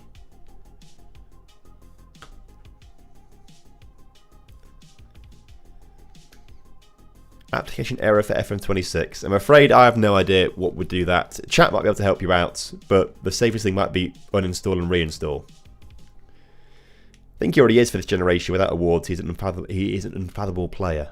I agree. He's just too good. Out and out striker. Ballon d'Ors are for kids to argue over the Messi-Ronaldo debate. Fair enough. Never been Messi's league, but probably Ronaldo's level at peak. Interesting. Great goal scoring touch. People will consider technical ability. Messi and Ronaldo are leagues ahead of him. Yeah, I agree with that, to be fair. They're easier to watch, aren't they, Messi and Ronaldo, because they just pick the ball up and dribble and can do amazing things with the ball at their feet, right? That's a very good point to make, that. But their goal scoring record, and Lamine Yamal as well, I guess he'll be compared to Lamine Yamal, won't he? Because they're... I mean, to be fair, it's probably like an 8-year gap between them, isn't he? What's he? 6 years. Is he 24, Haaland? And Lamine Yamal is he 18 now, I think? So 6 years there. Let's say it's 6 years.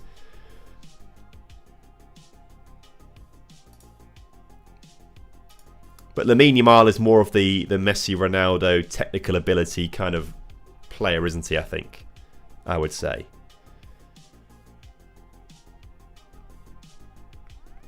And yeah, I think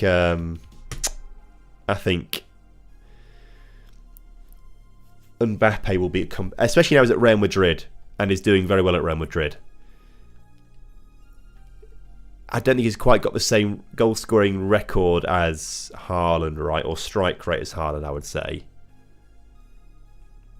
Without looking at any numbers, it's just my assumption in my head, to be fair. But I think Haaland is probably the best player of this generation, I would say. Also, A1 Ward, thank you very much for the follow. Much appreciated, fella. And the raid, sorry, I meant to say. Thank you for the raid. Welcome, Raiders. Hope you're doing well. Hope you enjoyed your stream. How was it? How are you getting on? Yamal was outplayed by Esteval from Chelsea, so I think there's a lot of young players that don't get the recognition they deserve. That's true. I think all the Chelsea wonder kids are going to come through. I think Chelsea are going to win everything in a few years' time. I think they'll be unstoppable. Right. Let's get the few changes before we start this game. Ramadan international break or duty still, so he's off there as well. Sorted. Do I want to start Trusa or Gagawa? At the moment, probably neither, because let's start Gagawa again and just see what he can do for a game. Let's see how he gets on here.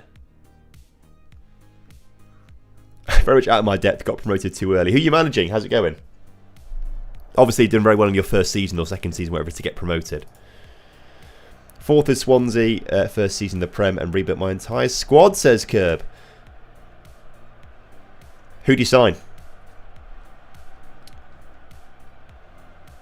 Mbappe's got 23 goals, 3 assists in 19 games this season. And that's insane, because I still think that Haaland's record is better than that, is it, so far? Maybe not in the assists, because he just doesn't get assists, but the raw goal scoring might be as good, if not better, I think. And you are right, English football is very different to continental football. I do agree with that as well. But I think wherever he goes, he will smash goals. I think he'll be insane wherever he goes. You know, if he signs to Barcelona or Real Madrid or Inter or AC or Napoli or PSG, any of the top clubs that actually could afford his wages, I think he'd do very, very well. Even if his game is better suited to English football, I think he's still just insane. Yeah, because Mbappe had quite a slow start at Real Madrid, right, didn't he? As Nemanic scores the goal there.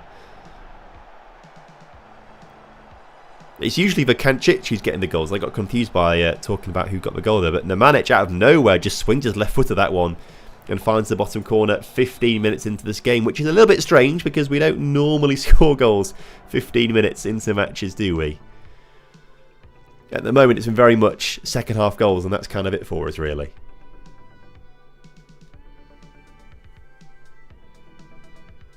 A ton of frees. Our most important was Johan Bonny, signed for 20 mil in January because he was listed for no reason. Fair play. That's not bad. That's not bad money. Edinburgh City, bottom div in Scotland, and started with minus 15 points. Somehow went up to the playoffs and now can't buy a win. That's insane. What a great season to start at minus 15 points and get promoted. They're calling you the lower league Mourinho. The Scottish Mourinho is what they're calling you. But second season syndrome is a real thing. Haaland 19 goals, 1 assist in 18 games, 14 and 13 in the Prem. Is that including tonight as well? Because that then goes to, is that 20 and 19 and 15 and 14? We'll have the arguments of who's better of Haaland and Mbappe, and then we'll say at the end, let's just enjoy both of them. Let's just enjoy both of them, shall we? Live in that moment, enjoy both of them.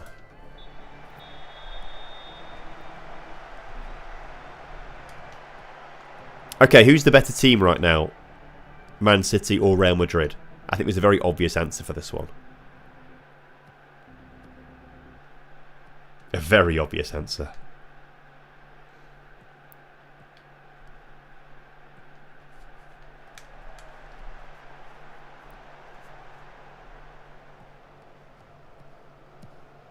Blasco brings the ball forwards. Mateta Pepper finds El Kandusi. Oh, does well to get past his man. Fella. Oh, had it all until the finish. Should have crossed it. But decided to get greedy instead. A real shame.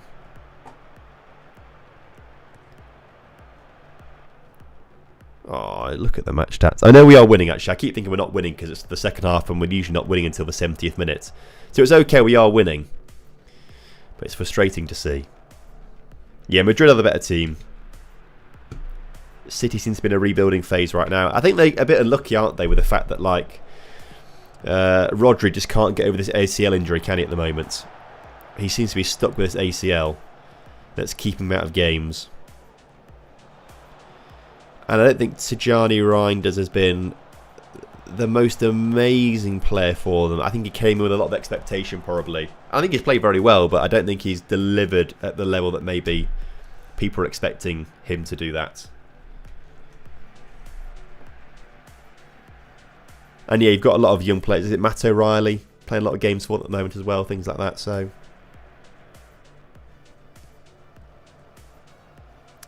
Vaquero gets the ball into the middle and Gruber puts it over the crossbar. Always wonder why leagues around the world use a point system rather than a playoff system. Personally, that'd be more exciting for the first tier leagues. No. It works in American sports because that's kind of what has been ingrained into people, that it just won't work in like European sports, a playoff system. Because, yeah. Well, you say this, you know, imagine a bottom feeder team winning the playoffs. Incredible.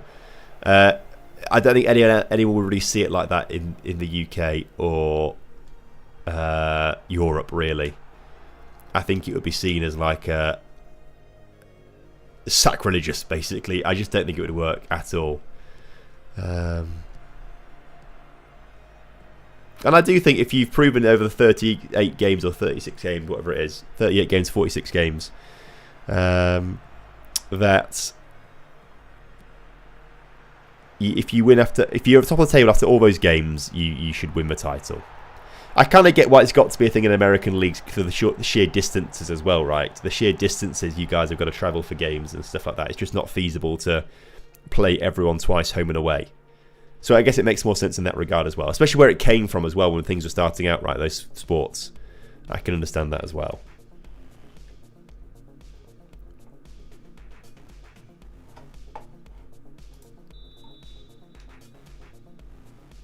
Do American leagues in any sport have cup competitions? The NBA have recently brought in the NBA Cup, which is like the FA Cup.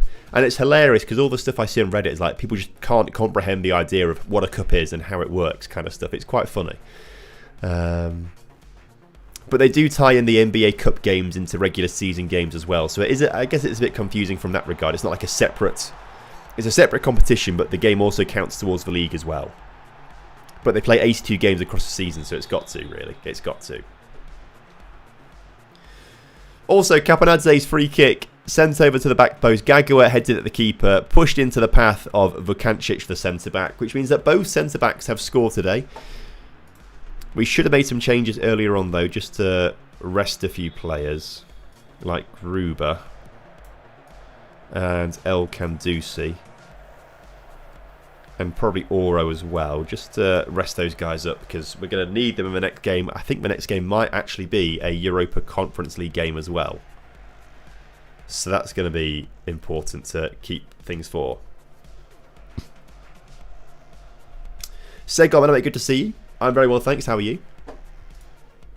Big 3-0 win for us there. Excellent work.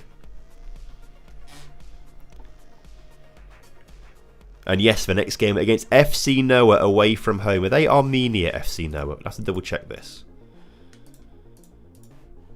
I'm pretty sure they're Armenia. They are Armenian. Excellent. They've not won a game yet in the Europa Conference League. In fact, they start off in the Champions League. So they went to the Champions League first qualifying round, beat Mostar, then beat Maccabi Tel Aviv in the second qualifying round. Third qualifying round, they lose to FCSB Bucharest there from Romania. Then they lose to PAOK in the Europa League fourth qualifying round and drop into the Europa Conference League, where they've been battered by Viking, Levski Sofia, and somehow got a draw against RZ. That's pretty impressive there. So how's the Conference League table looking? We are 17th as it stands right now on 4 points. Another win would be very handy for us, put us towards the top end of the 9th to 24th range. One more win might be enough for us to qualify, actually. 3 more points might be enough for us to qualify.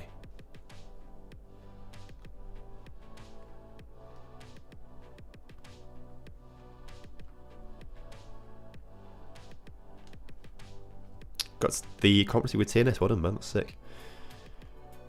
Is FM26 getting any better? There's going to be a big update, I think, next week. Is it next week, the big update, I think? I think it's week beginning the 8th, so it must be next week.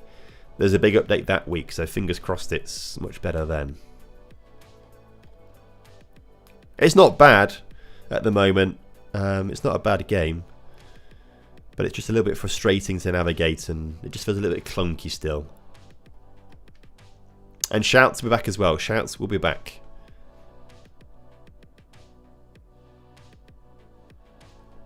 Yeah, RZ having a really poor league phase. As are Midtjylland, actually. There's a few teams you'd expect to come through, like Midtjylland, Split, and RZ. We've got to beat Noah. We have to beat Noah.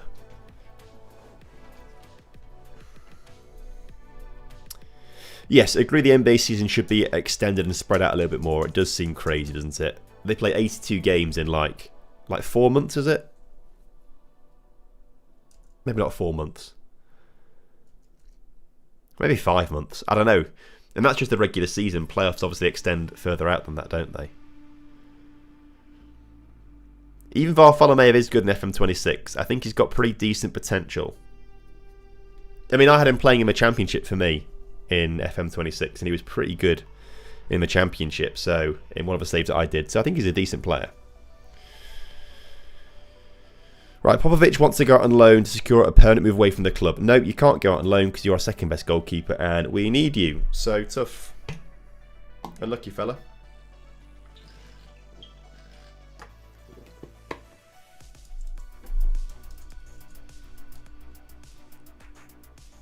Second half has started between Lincoln and Huddersfield, by the way, if you're interested, chat.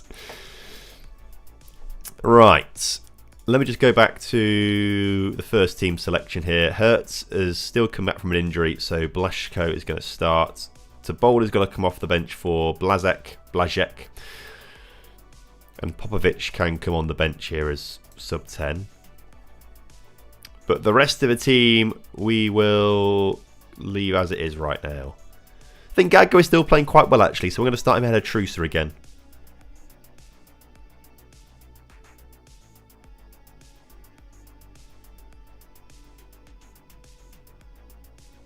Yeah, World Cup DLC would be good when that comes out. I do agree. Let's hope it's still on track. I mean, it's got to be for them, hasn't it? It's got to be because they've got the World Cup license now. So if it's not out, they're in deep shit, aren't they? More so than they actually are right now. Right, that's the best team we've got right now. Let's go for this game in Armenia.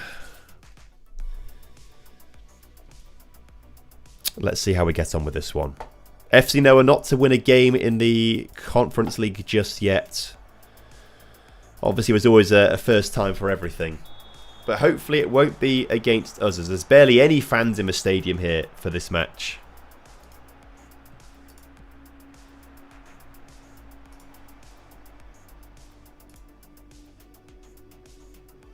We need to put on a show tonight.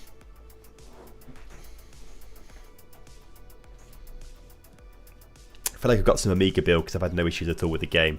I very rarely get bugs and crashes. I get a few every now and again, but very rarely.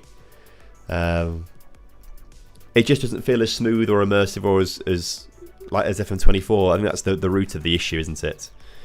Just not as immersive and a bit clunky at the moment. As Mateta Pepper gets the goal, you love to see it. 6 minutes in, we've taken the lead here. Now we just need to score 5 or 6 more goals, give ourselves a great goal difference, and then we're laughing all the way to the knockout stages, I reckon. Tidy finish that. Tidy finish. Gruber loses possession, and now Noah are coming forwards at the other end of the pitch. Good challenge comes in, and Gruber does win the ball back eventually there. Finds Mateta Pepper, the goal scorer. His pass forward, not great.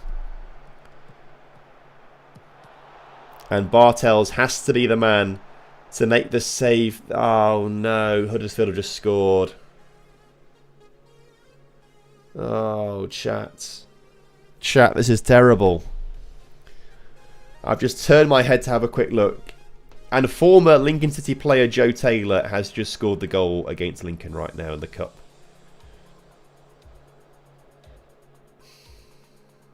That's tough. And now him, Sean Rowan and Lass Sorensen are all celebrating together. That's not fun to see. So a free kick comes in from like a corner position basically. Comes to the back stick. It's headed across the goal. No defender sticks a foot on it. And then Joe Taylor's just there to just tap it in from about 3 yards out. That's tough. R.I.P. R.I.P. F's in the chat for Lincoln City. Look, there's still 40 minutes to go in this game for Lincoln City v Huddersfield in the Virtue Trophy, EFL Trophy. Or as someone in the chat was saying earlier, the Peterborough United Invitational, which is also kind of true. Oh, dearie me. Okay. Right, I'm going to focus back up on our crunch game against FC Noah. This is more important for us right now. If we win this game, we get £350,000. And it's basically confirming our spots in the knockouts of the Conference League. There's still 2 games to play after this one, but with 7 points on the board, with 2 to play, I'd feel pretty confident in our chances of progressing to the knockouts as Capanadze skips past a few players there, and Gruber is brought down in the area. That has got to be a penalty. Surely that's got to be a penalty. Should be Oro taking this one, if I can recall from our penalty taking metrics earlier on. It looks like number 44 is stepping up. He's got 13 penalty taking and 13 finishing, I think, which seems very high for a midfielder, I must say.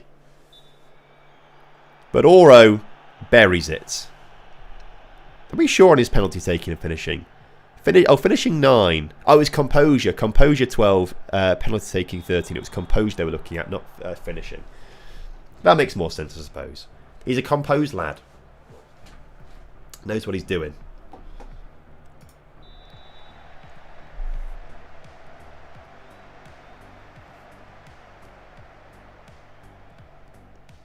Silver then looks to bring the ball forward for FC Noah.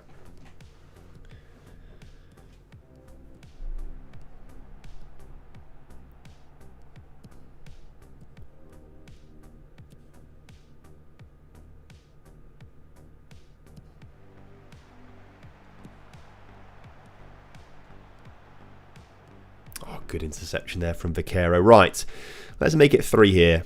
And once we're 3-0 up, we can maybe start to take our foot off the gas a little bit and tone things down and try and keep a bit of fitness for the league game at the weekend.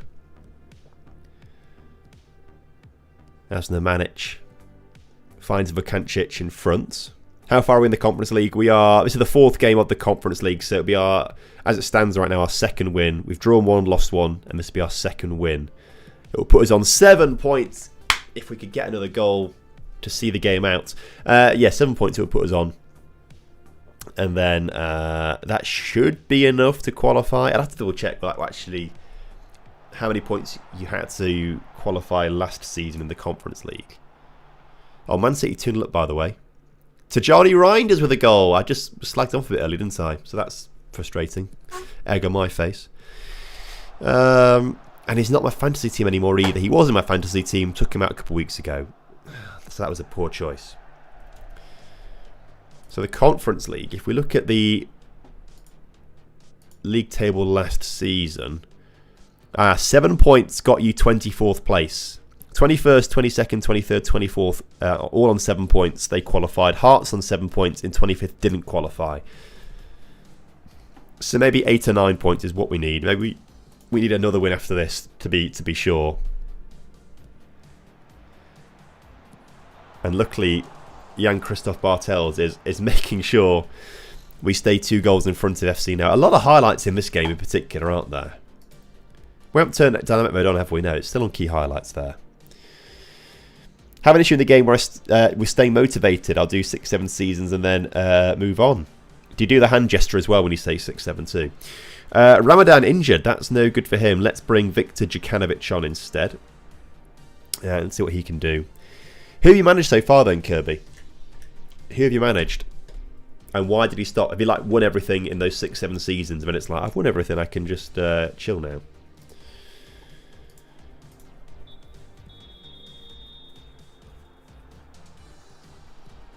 Mateta Pepper. I love saying his name, Mateta Pepper. And the fact he actually has got some good potential, I think, is a very nice indictment. Is that the word I'm looking for? It's nice. I like the fact that he has got that high potential. I can keep saying his name for years because I'm going to keep playing him to try and reach this potential ability that he's got. Oh, we've hit the crossbar there.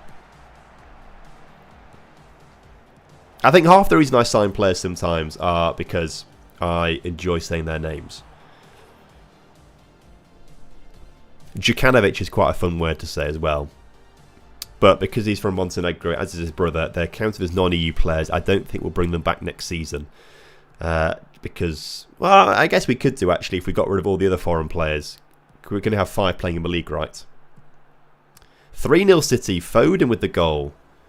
City all over them, aren't they?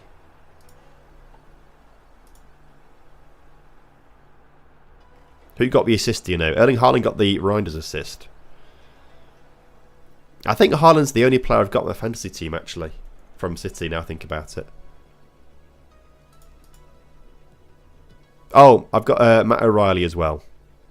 So if Matt O'Reilly can get a few assists, that would be great. Sorry, Nico O'Reilly, not Matt O'Reilly. Nico O'Reilly. I think Matt O'Reilly's at Celtic. No, he's at Brighton, isn't he? He was at Celtic. Now at Brighton, I think, Matt O'Reilly. I think. Jukanovic, though. Can't put that one in the back of the net. Let's make a few changes. Gruber is tired. Let's bring Redzic on. Caponadze tired. Yappi's coming on. Oro's a bit tired. Let's bring Hertz on for a little bit of a run out there. See what he does. There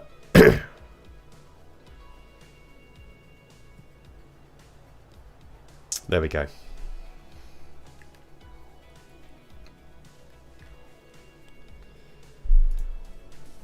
So what does this do for the live table? Does it update it in the live table? I'll look in a second when it actually gets in between a highlight. Vukancic brings the ball forwards.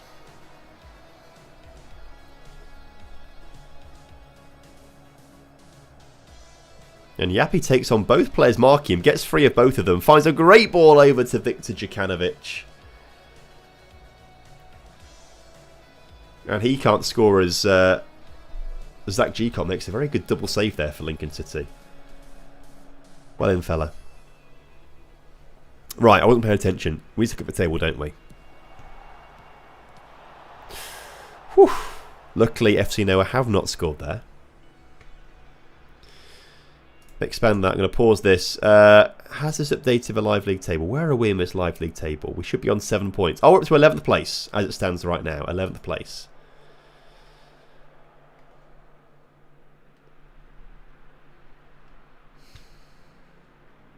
Yeah, with 2 games to go. I just don't think we're going to beat... I think is it Strasbourg we've got to play? Strasbourg and Legia Warsaw. I just can't see us winning either of those games, if I'm honest with you.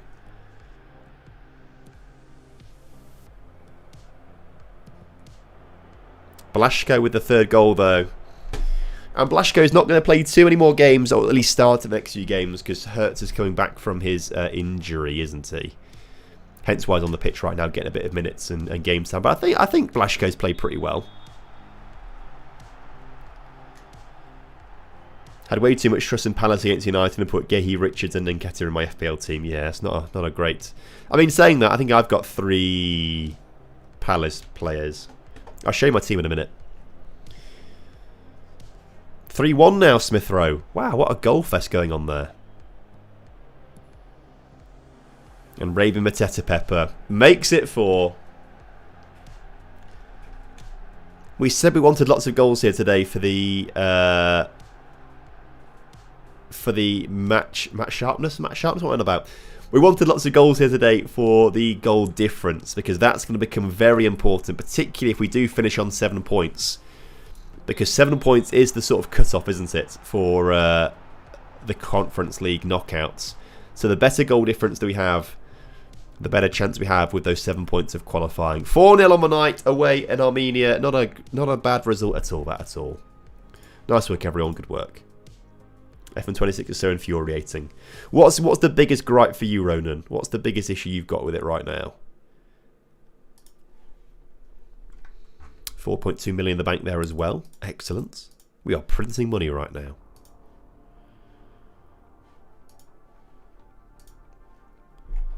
So if Fiorentina are guaranteed at least a playoff spot, that's pretty good. We're up to 10th place there with our +6 goal difference.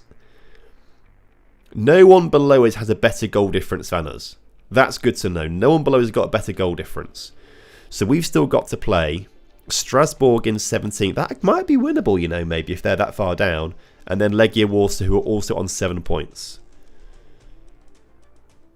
So it's going to be interesting.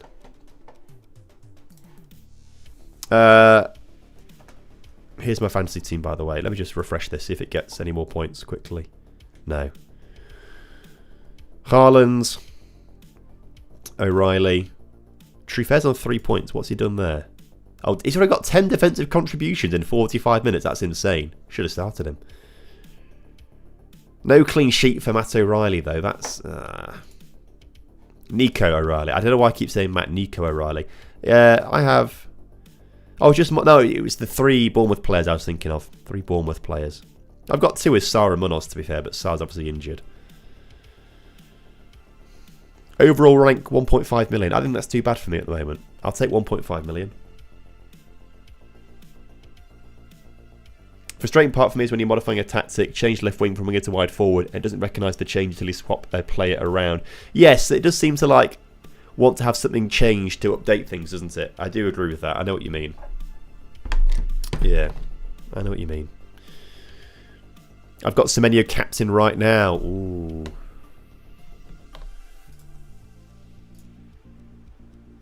Looks like Everton on the match momentum here on FootMob is doing a better job.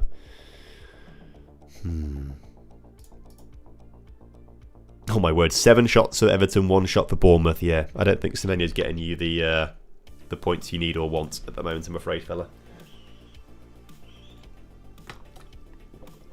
Happy with my captain choice though. Happy with the captain choice. Right.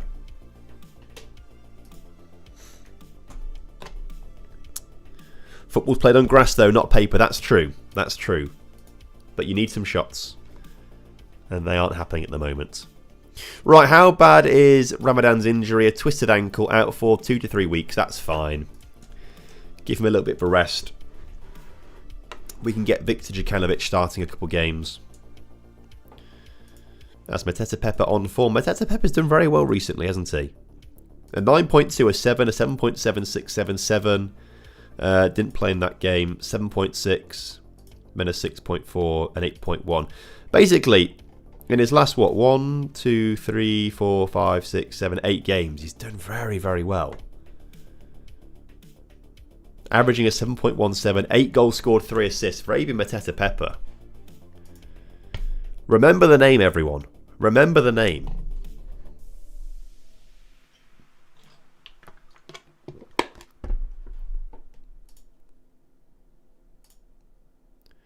Find it weird you cannot choose your club doctors.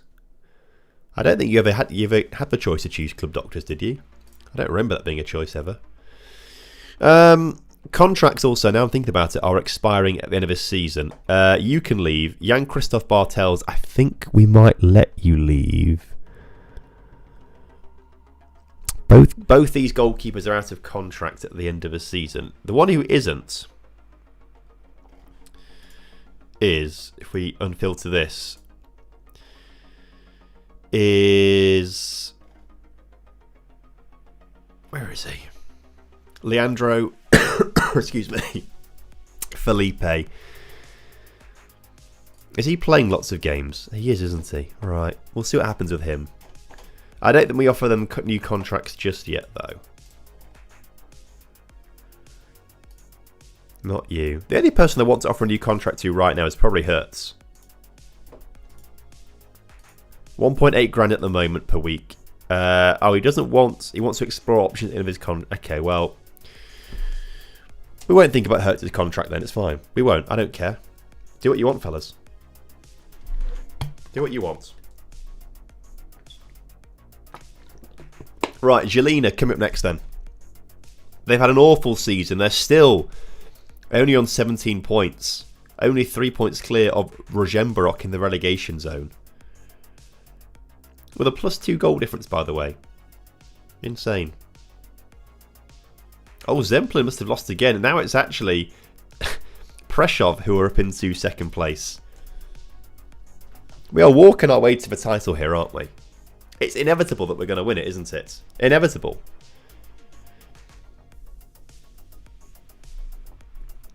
Absolute nightmare. NMI FM24 save since 26. Played as Brighton. Dropped from 6th to 9th and now got 1 game to go and could also drop to 10th. Oh, fella, that's terrible. How are the other English clubs doing in Europe? Is there a chance that 9th place could get you a European spot?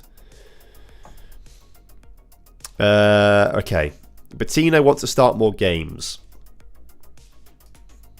You've got 5-star potential. You're not a bad player at all, actually, are you? Very strong right foot. I tell you what.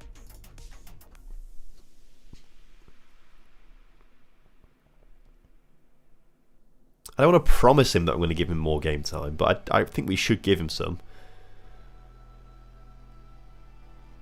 Not going on loan. What if I say off the bench? No, he's got to start. Okay, I'll play more. I'll play more often then, because I want to get that 5-star potential. So that would probably mean dropping Vukancic, or you probably have to drop Nemanic, wouldn't you? But he's got the left foot, Nemanic. Oh, so's Vukancic as well. Well, in that case then, let's...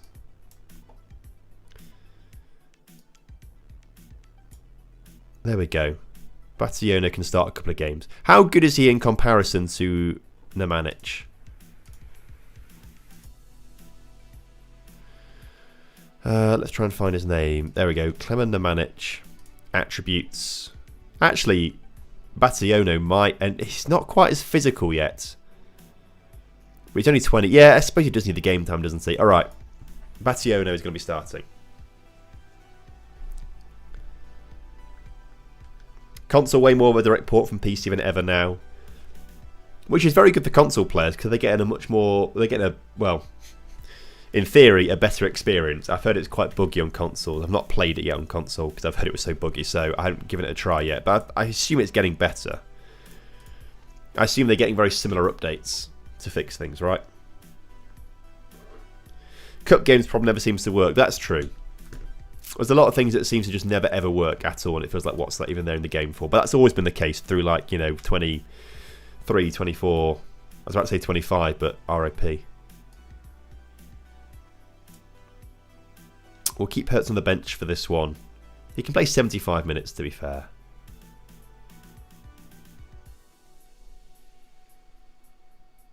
Gruber tired. Let's get Redzic starting this game as well. And Gagua, what have you done in your last few games? 6-6, 6-7, 6-6. So I don't think you deserve any more starts, Georgie. Trusa is coming back on here. Let's see what you do, fella. Instead. Right, Jelena, big game coming up. Should be good.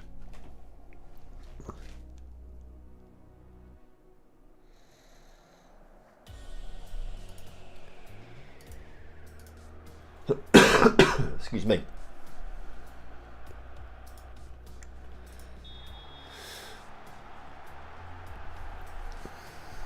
Lincoln still 1-0 down, by the way, chat. Not looking good. I enjoy the EFL trophy. I want us to go far in the EFL trophy. We won it a few years ago.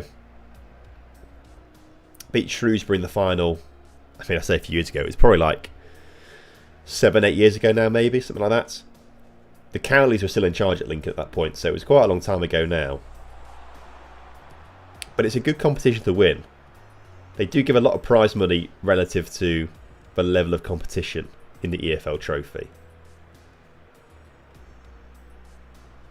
Although, really, it should probably go up a little bit, because I think it's been the same for a long, long time. And if inflation's anything to go by, they're probably getting a great deal, the FA, with the lack of money that they pay, or the EFL, the lack of money they probably pay in the competition now. But because I don't think the prize money has changed for about 10-15 years or so.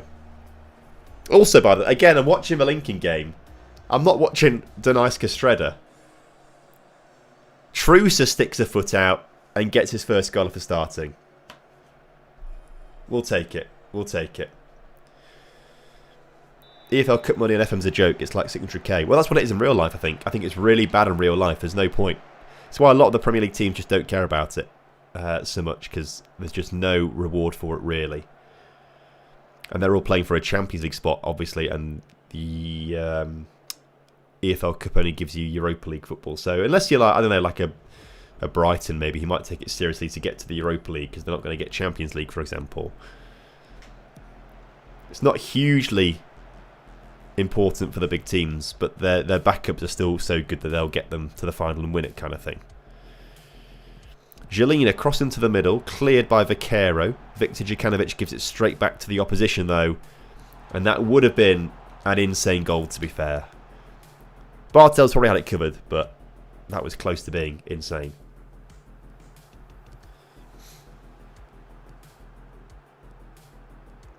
Bationo starting this game after requesting to start more matches. I said, okay, we'll give you the green lights. And he's rewarding us right now with a 7.1 match rating. If he can keep that kind of level of game up, that would be incredible. Just over the crossbar there. Frustrating.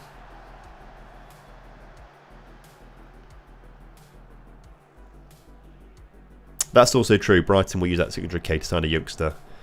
And not 5 million. They'll go to Chelsea for 50 million, won't they? Because that's what seems to happen more often than not.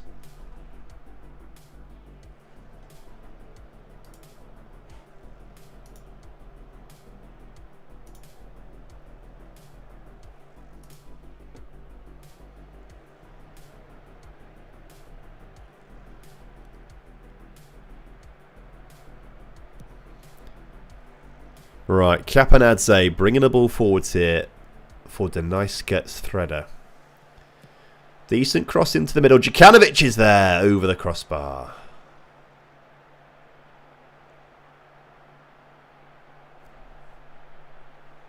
Lincoln with another really good free kick here.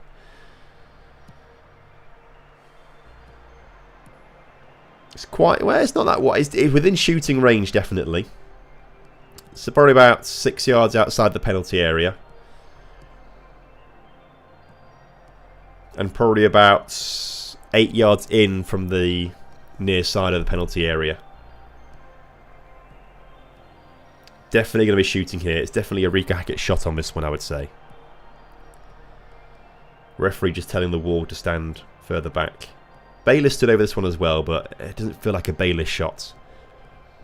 Unless he goes round the wall the wrong way. But to the right of centre, it's a good one for a left footer. And it is Rico who leaves it for Bayliss to chip it into the middle. It just collects. But oh, that was a waste of a free kick. Just chipped it straight to into the keeper's hands. R.I.P. Frustrating.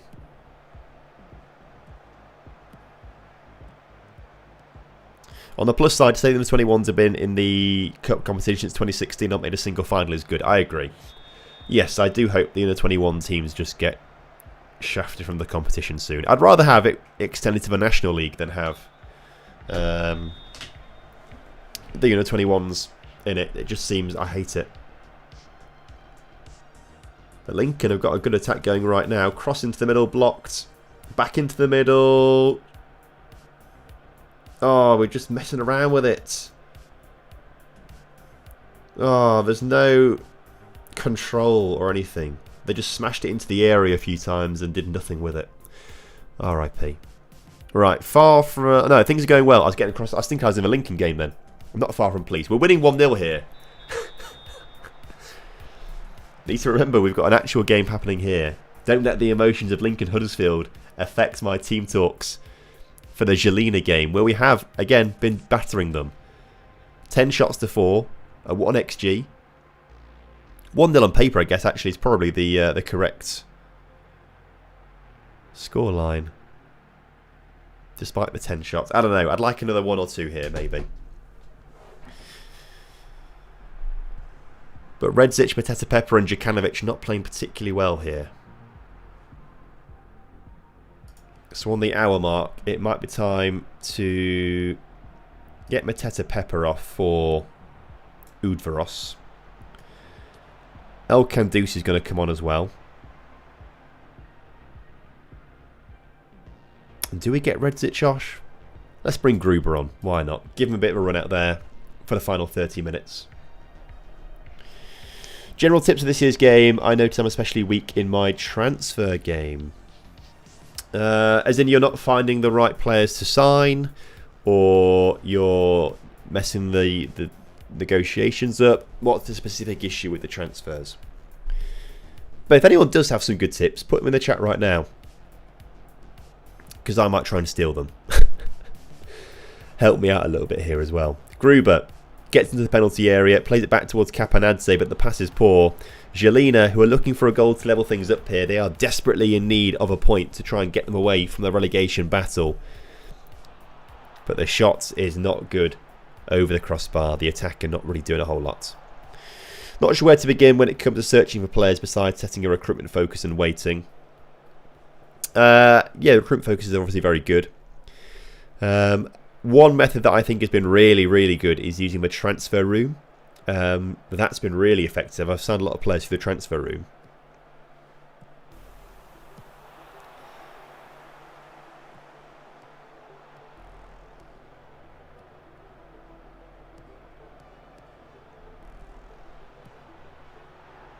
El Kandousi comes off the bench again and scores again. Maybe he should be starting. Maybe he should be starting.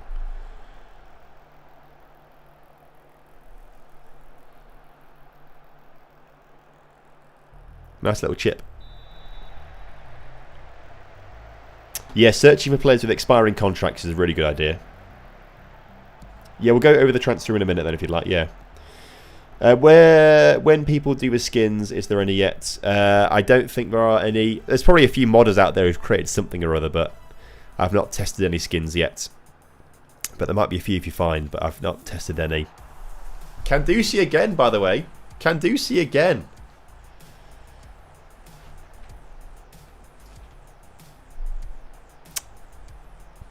But every time we do start someone, but then they don't play very well, do they?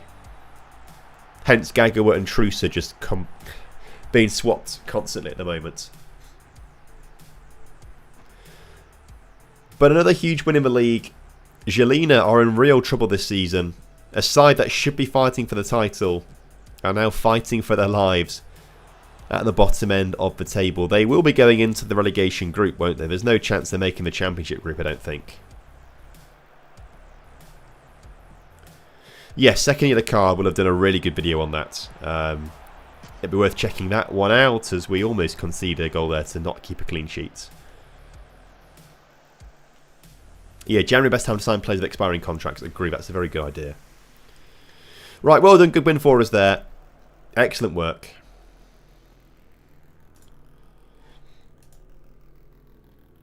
Oh, and Jelena are managerless right now. I guess the manager was sacked beforehand, but there we go. Vaquero on form as well. Oh my word. We are streaking ahead at the top of the table. No one else can keep up with us. I mean, look at this battle for second place, by the way. It is tight. I mean, you can go down to 8th place for this battle for second place right now. Really, it's a battle for the top 6, because the top 6 go into the championship group, don't they? The points get halved. If we look at the rules, go to the championship group. It doesn't say anything about points being halved. Because sometimes they do that, don't they? But it doesn't seem to do it here. Which we'll take. I'm happy with that. That'll be okay. Lincoln's still not getting close to scoring a goal.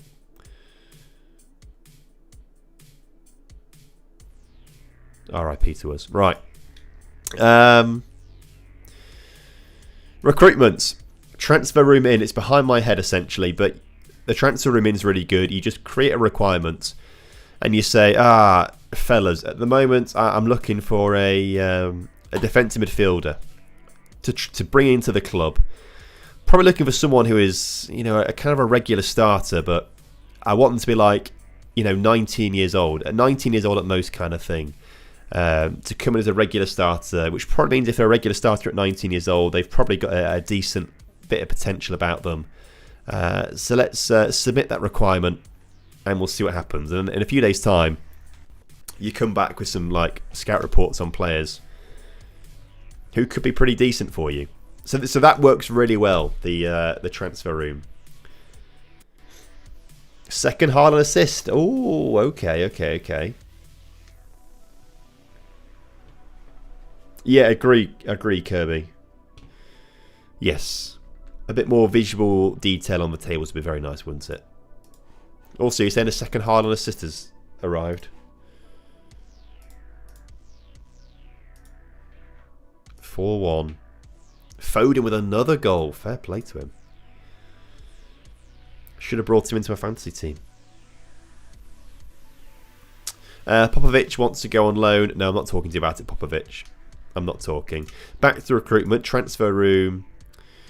0 responses. Okay. Maybe not enough time has been done. Because normally it comes through quite a few to start off with.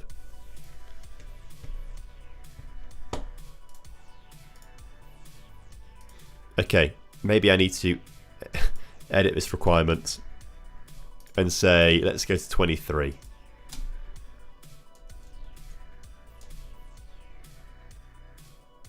Oh, but now I've got a game, so it might not actually come through. 2 more games before the winter break in the league. Then we've got these 2 games in the Conference League as well.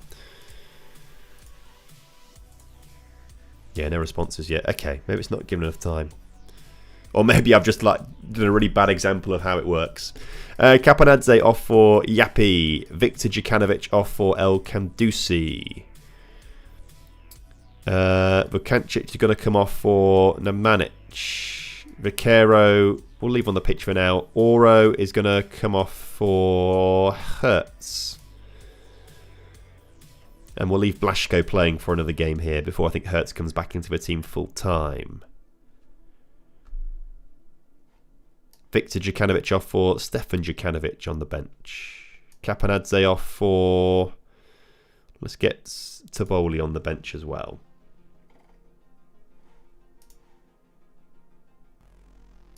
Cool. 11 FPL points for Haaland. 22 for me as my captain. He'll get some bonuses as well for the 2 assists and the and the goal. So that will go up to maybe 15 points, 14, 15 points, 15 points. I think 14 points. Sorry, I think you only get 3 bonus points, right? Don't you? I believe. Ah, we're playing in our green kit today. We don't often see us playing the green kits.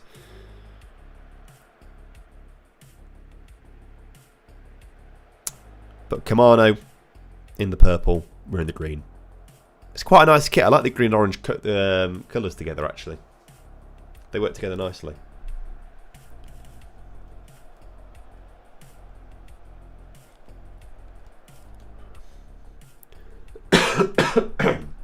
Excuse me.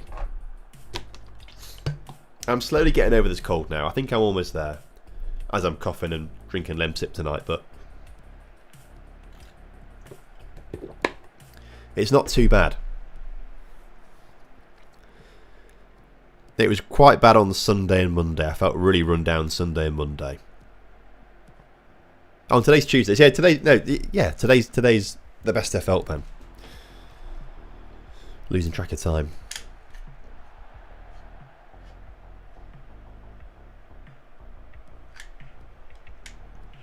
Greatest kit I've ever seen is the Lantwit Cygod shirt. Is that the Lantwit Clantwit Major? I can't really say the Welsh double L's properly.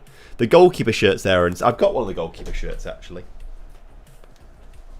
It is. It's their goalkeeper shirt, which is the fish and chips shirt. So the shorts are just our goal there, by the way. The shorts are just the chips, which are amazing.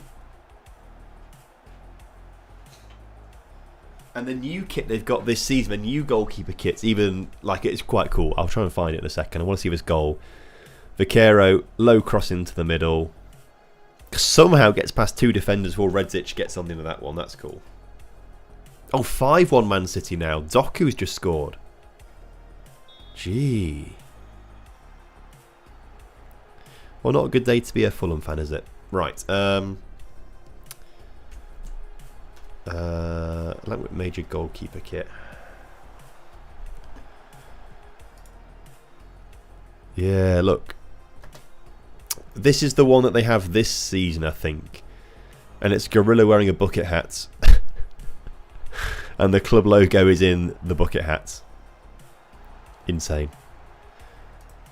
They're the Mr. Blobby kit one season as well. Dinosaur driving a truck. They're the shorts, by the way. The chips are the shorts. I mean, that just looks pretty boring in comparison, doesn't it? The Mr. Blobby kit's class. Oh, they had a Subway one as well. The marketing team at Clantwit Major are insane. So good. To pronounce the Welsh L, push your tongue to the roof of your mouth and push your breath out. Clantwit Major. Clantwit Major. I don't think I'm doing it right, if I'm honest with you. I get the idea, maybe. As Lincoln, they've just had one clear for line, basically. Oh, Frankie Okoronkwo. Unlucky fella. Unlucky.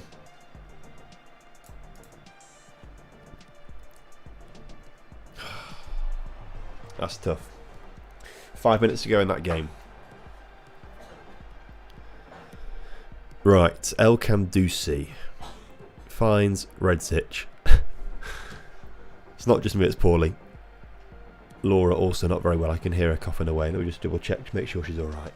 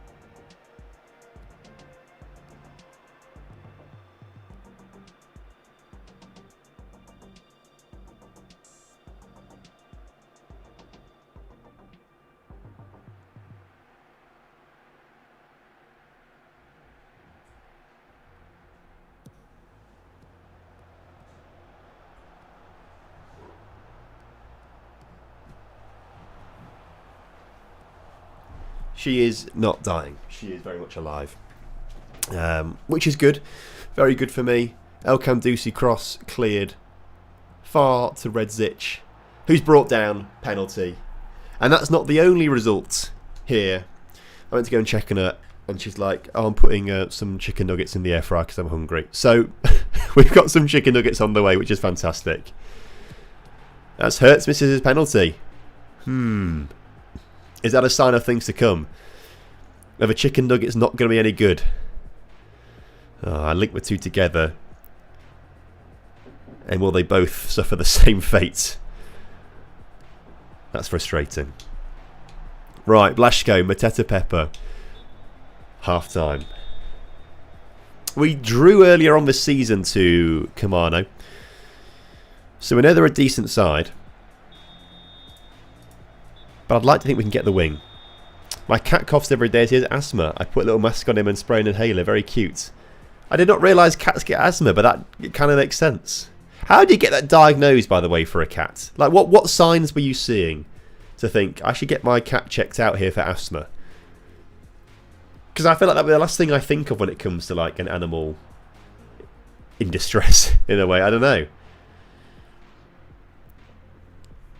Hey Tom, love your videos. Thank you very much, Hector. Good to have you here. Hope you're doing well. Hopefully you can enjoy the streams as well, as our star boy Mateta Pepper is having a pretty poor game here on a 6.3, as is El Kandusi. This is what I mean. They come off the bench, they play great. If he starts, they don't play particularly well at all. Or if they had assisted and scored, then that would have been quite a moment for me to shut up. But luckily, I say luckily, I want to score goals. I don't care. Please score goals. Don't prove me wrong. Score goals. As Yappy somehow gets through, Mateta Pepper hits the crossbar. It's just not his day today, as Huddersfield have just scored a second goal. It's all over for Lincoln City in the EFL Trophy. And it might be all over for Mateta Pepper in this match. That's another chance he's missed there. Let's drag him off. Stefan Djukanovic, you need a bit of a game time out there, don't you? Blaszko's going to come off for Oro here as well. Swap those two over.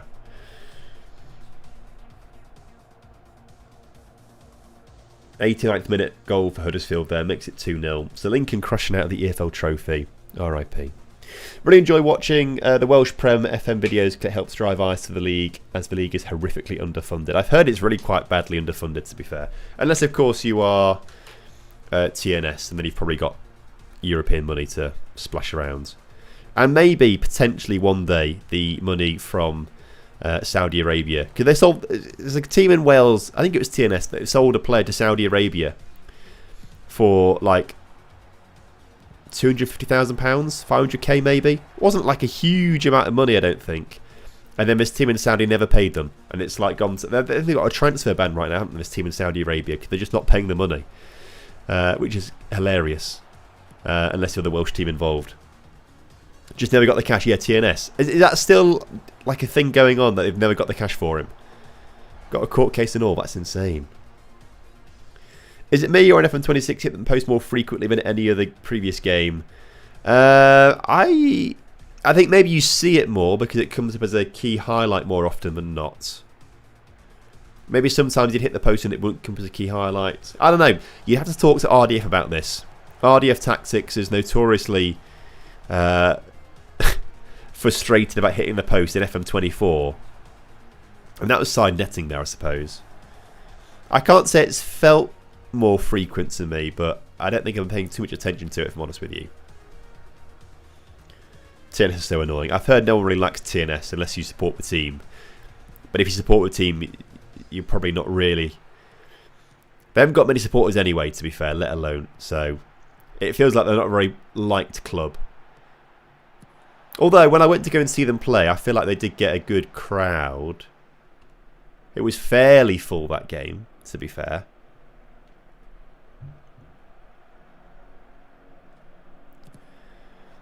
Yeah, it's a bit of a weird one. I think it was like, was it a third division Saudi Arabian club? I'm sure it was like a third division Saudi Arabian club that came in and put the bid on the table, and it was accepted. So it's not like it's an Al Hilal or an Al Ittihad. I could be aligned with third division though, to be fair. It wasn't one of the big ones though. 8 minutes of added time in the Lincoln game, by the way. That's a lot of added time.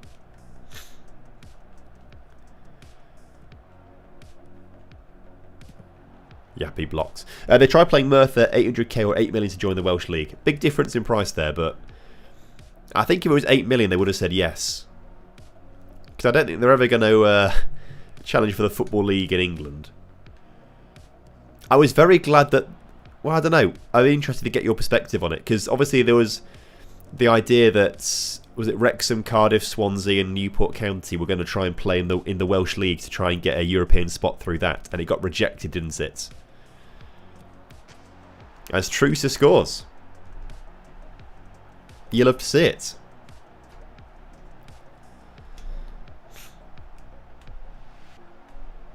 So actually he has started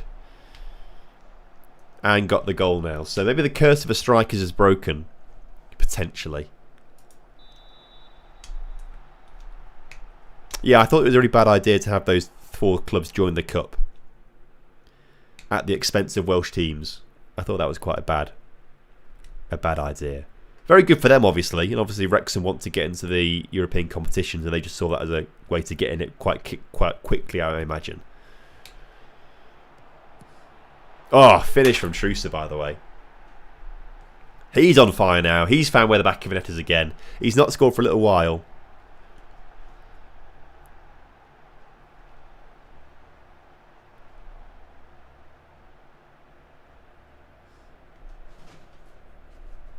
But now he's got 2. If Wrexham and such move to the Welsh League, it would mess the league over. Well, they wouldn't move to the league. They want to play in the league. They want to stay in England, but they want to play in the Welsh Cup. And you can't have it both ways. Having it both ways would just be very unfair, I feel. Excuse me. So big win for us there. It actually allows Slovan Bratislava to get up to 5th place. They're slowly starting to claw their way back at the table now.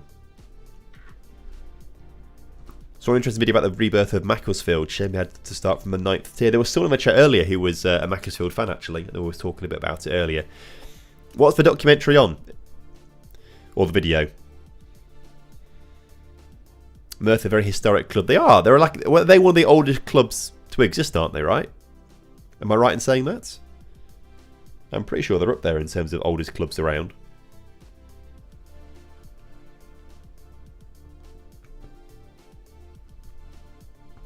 So I love us told Robin Ryan we didn't want it. It wasn't fair. Ah, that's good of you then. Was there a lot of pushback from the fans on that then as well? I didn't really see the pushback from... I just saw it was like declined. I didn't know if there was any pushback from the fans across the board. Salah, yeah, good to see you. Welcome in. Thanks for dropping by. Oh, chat, Lincoln. 2-0 down. Look, I don't. Who cares about the EFL trophy anyway? Ignore all the comments I made earlier in the video about, or the stream rather, that the EFL trophy is really good. And I like playing in it. Especially when we win things. Ignore those comments earlier. I never said that. I wasn't speaking straight. Wasn't thinking straight. Don't care about it. Don't care. That's us out of all cup competitions this season now, actually. Out of the FA Cup, out of the League Cup, and we're going to be out of the EFL Trophy. I'll turn it off now as well. RIP to us. Yeah, who cares? Who cares? We can just focus on the league now. Just focus on the league. It'll be good. Blazek wants to go out on loan to get some first team football. You're crap, so yes. I tell you what. How about... Oh, we can't tell him we're going to sell him.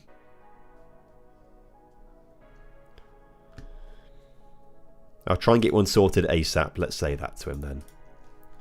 Not far off a January window now, are we? So it should be okay. It should be okay. Video from BBC Sport. Oh, okay. Oh, for the FA Cup stuff in the build-up there. I'll have a look at that.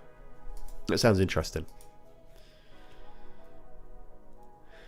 A lot. Of course, there were ones that wanted to have their cake and eat it, but a lot of fans of 4 clubs are against it. Good. I respect that. That's good. So far today, chat, we have lost 1 game in the Cup. And then we've won every game since then. Spartak Trnava, Breidablik, Rožemberok, Podbrezova.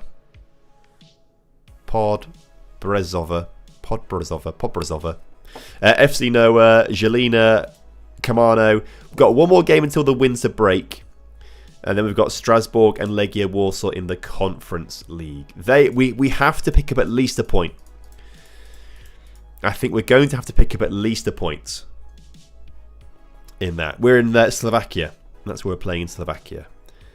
And then after that, we have 4 games and then the second half, or the, what's it called? The championship group, essentially, to play.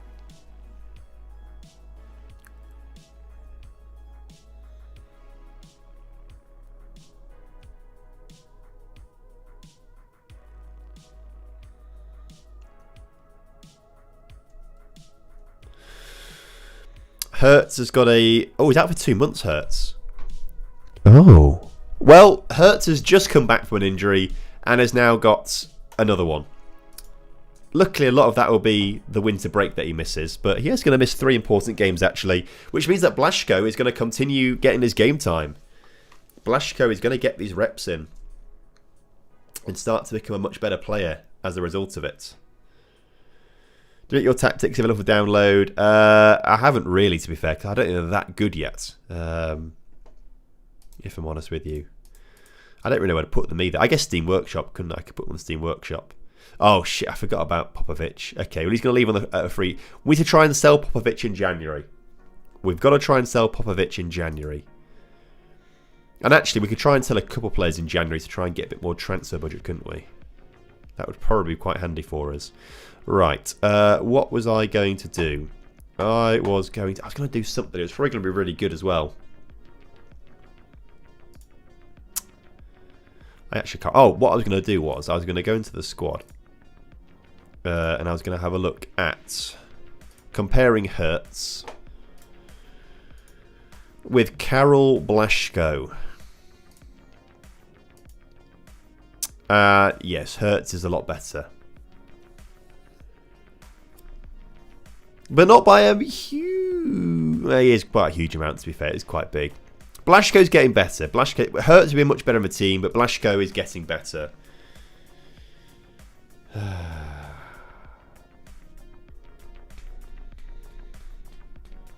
Could use Patreon like God's Gift at FM does. You could do.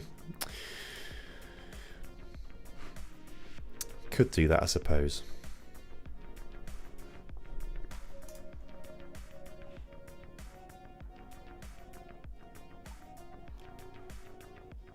I think he's probably better at making tactics than I am, though.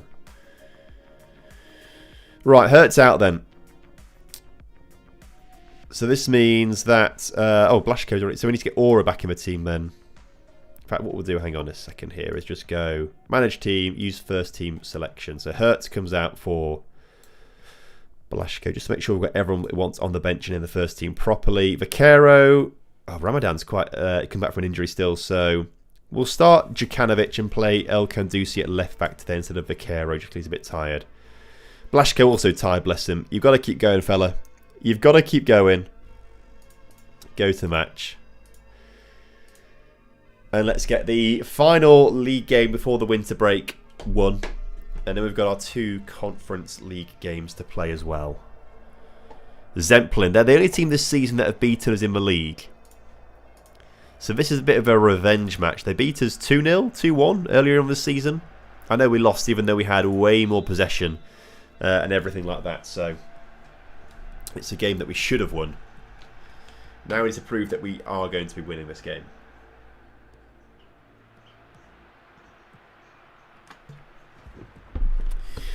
Oro finds Blaszko. Forward to Matata Pepper. Gruber is basically through but takes his shot and it goes straight at the defender who wasn't really stood in his way there, but oh well. Blaszko to Trusa. Djukanovic from distance off the crossbar, and we are knocking on the door 90 seconds into this match. Insane. Anyone seen Jerry? He's asking for the #1 manager of Football Manager and how the save's going. I don't think I really understand the comment, if I'm honest with you. But if you're talking about #1 manager, Football Manager, you're in the right place. You're in the right place. Because El Kandusi has just found Djukanovic, and his ball into Trusa is good, but Trusa takes the shot. It comes off a defender, to be fair, so it is a corner instead. Colwyn Bay used to play in the English League. Did not know that. That's quite an away day, though, isn't it? It's from Colwyn Bay to, like, Carlisle or something like that. Although, you might sail that rather than drive it. You might sail that. That feels like something that is... You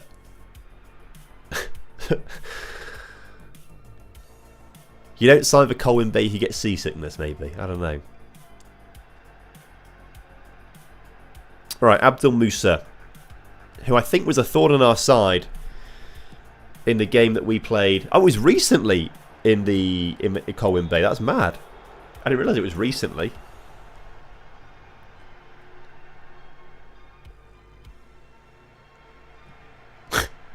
Might be slightly drunk. Accidentally bought the local pub out after someone said it's their birthday. Now the screen is spinning. Hey, look, happy birthday to the guy in the pub. Congrats on buying a round for everyone. Respect it. Respect the grind. Respect the hustle. Have one on me. Somehow, if you can make that work. Oh my word, by the way. El Kandusi with maybe goal of the season.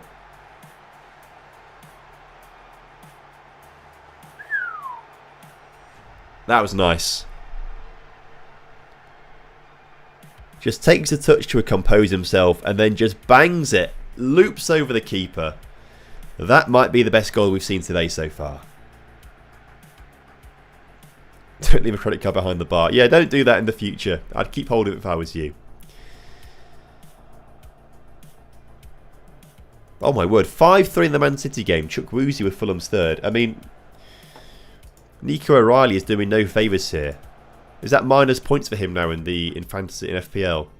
Yeah, minus 1 point for his 3 goals conceded.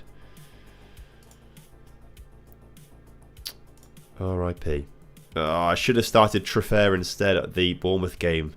He's got his 4 points for a clean sheet so far and 2 points for defensive contributions. He's on the bench for me. I should have started him. And he's my second sub as well, so Eli Junior Krupi will come on instead. Not good for me. Not good for me, chat. Half-time Newcastle Spurs as well. Also, who scored? Trusa! I'm getting distracted so many times.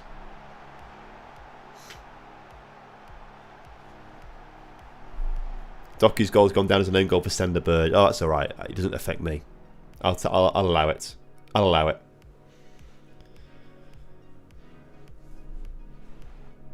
Right, almost half-time here.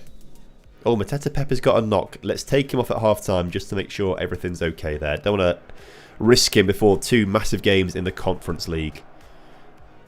We are going to need him. Right. Oh, well, I didn't take him off, did I? I didn't press subs, did I? Mateta Pepper for Udvaros. Yes. Excuse me. That is the change. Started Wales, went to English in the 60s, and then back to us in 2019. And how are Colwyn Bay doing now? Are they at a decent one? Wrexham, Swansea, Cardiff, Newport were asked to join the English leagues. Why were they asked? That's interesting. As in they were just like bigger clubs and were like, we should probably get them in here instead.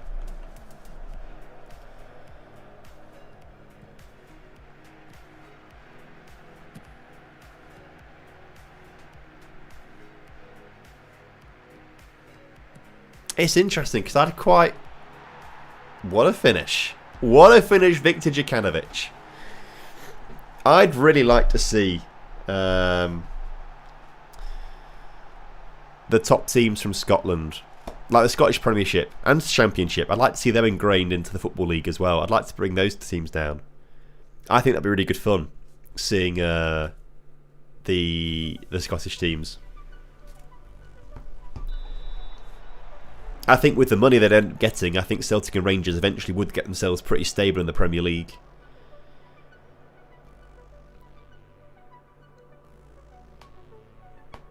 I think it would be quite good fun. Yeah, it wouldn't go down very well in Scotland, would it, at all? Wouldn't go down well in Scotland at all, but I think it'd be good fun. And I think they do pretty well. Evening, Radosh, good to see you, mate. Welcome in. TNS based in England, did start originally in Wales, but stayed in the Welsh League. Yes, the TNS were in... I can't remember. Oswestry? Is that the town? I don't think I'm saying it right, but... Oswestry? Oh, it's where they play now, isn't it? I remember doing it all in the video that I made when I went to go and see TNS in the Champions League last season. As we almost concede there.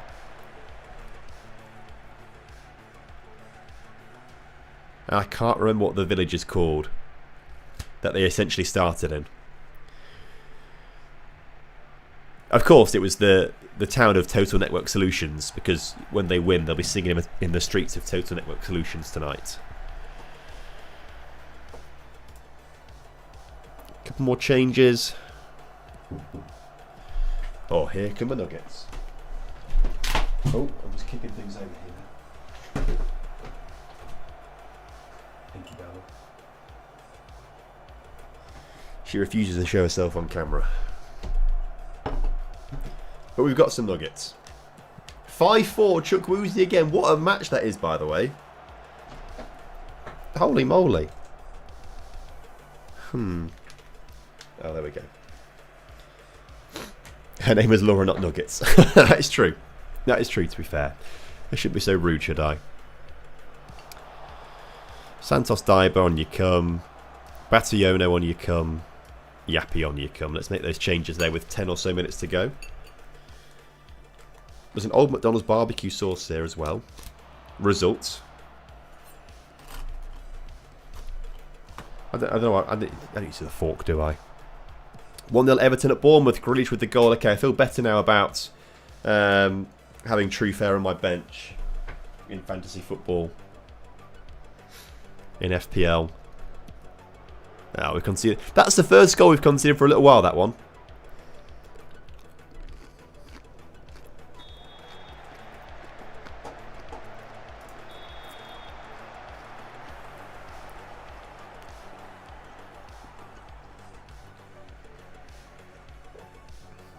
Chester is right on the border, so the stadium's in Wales, but the city's in England.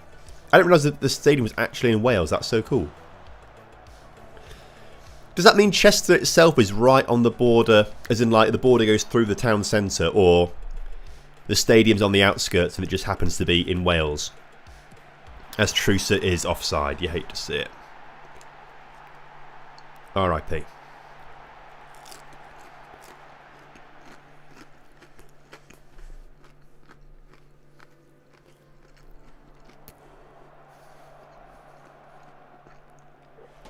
Stadium outskirts. Anyone seeing Fulham v Man City lol? Insane, right? 5-4, is it? With like 10 minutes to go or so? Instead, we have a big chunk of teams that form our Serie C risking bankruptcy. What's going on for all these teams in Serie C to be going bankrupt then? What's the issue there?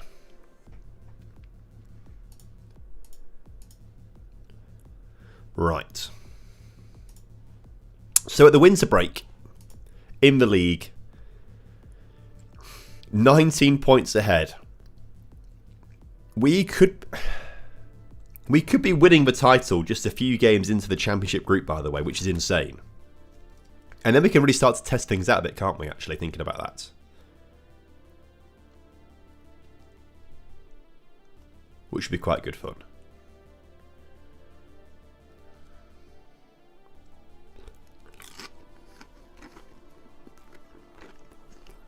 These nuggets are so good. Oh. And the barbecue sauce with it. I love Laura. She has such good ideas all the time.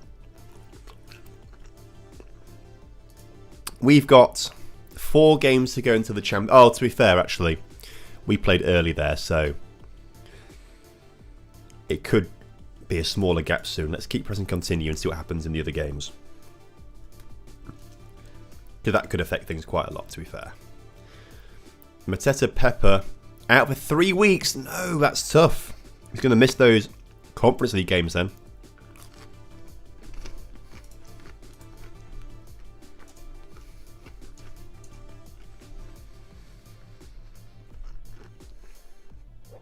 I love chicken nuggets. The last 2 times I've eaten chicken nuggets have both been on the stream. It's not a regular thing. But the last 2 times I've had them have been on stream.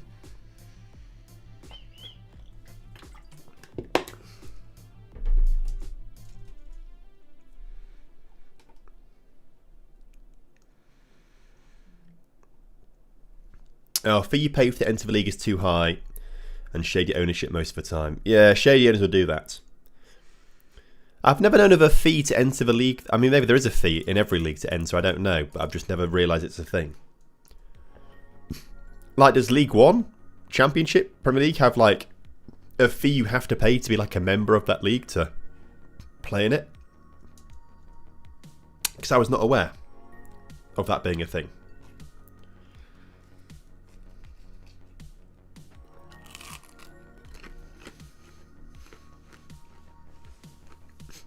Sixth best team in Flintshire, I like that. Okay. Right.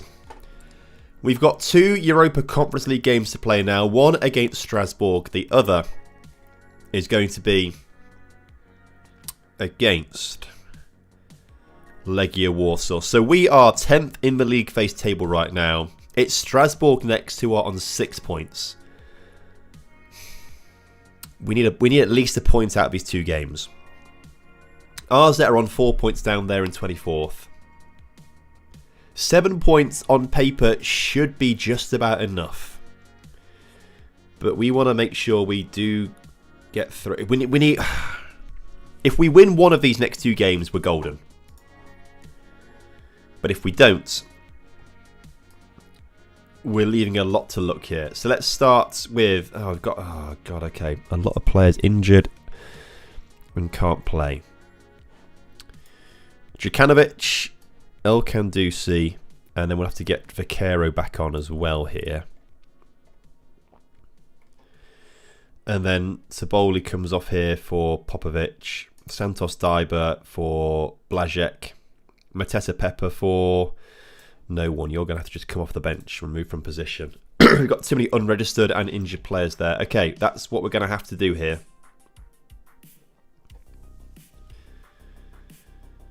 We'll start Battione for this game as well. Lincoln in their real promotion race this season. We're in the playoffs at the moment still, which is good. I don't think we'll be there come the end of it, though. I think we'll probably drop off a little bit.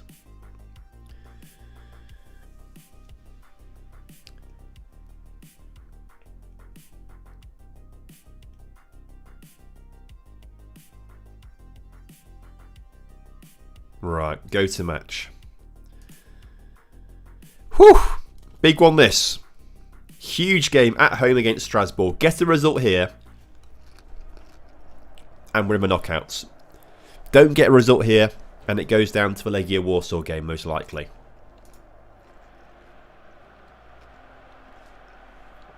The best team we have available to us right now is on the pitch.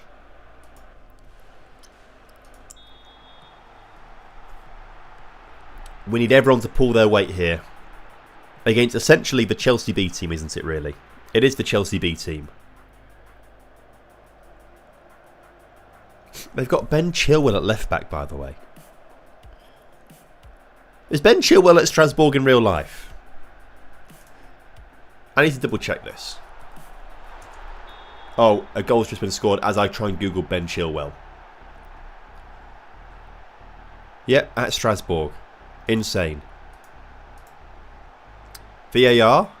Goal is upheld after the review. Who scored it? It's us. Gruber has done it. Gruber into Vaquero. The left back heads it in. Okay, we've got the goal there to give us the lead 5 minutes into this game against Strasbourg. That's huge. That is massive for us. It actually temporarily takes us into the top 8. I don't think we're going to stay there come the end of the league phase campaign. But I'll very happily be in 7th place. 10 points is enough. 10 points and we're guaranteed knockouts.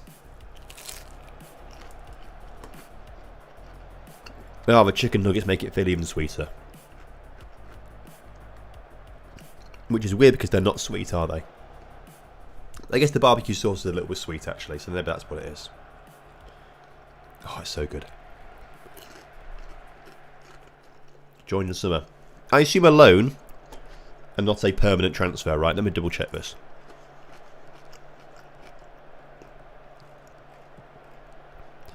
Strasbourg on a 2-year contract. He moved there. Although I assume he's still getting a very big wage because it's part of the Chelsea stuff, right, isn't it?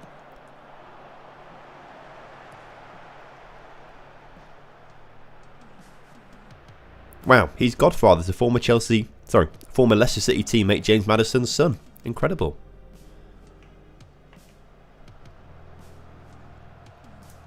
Anyway, side quest completed there on Ben Chilwell and finding out what's going on with him in his life. He's got the ball in his hands right now. Finds Kendry Pies in front of him. Again, a wonder kid who can cause damage, but isn't going to cause us any damage like that. Jan-Christophe Bartels.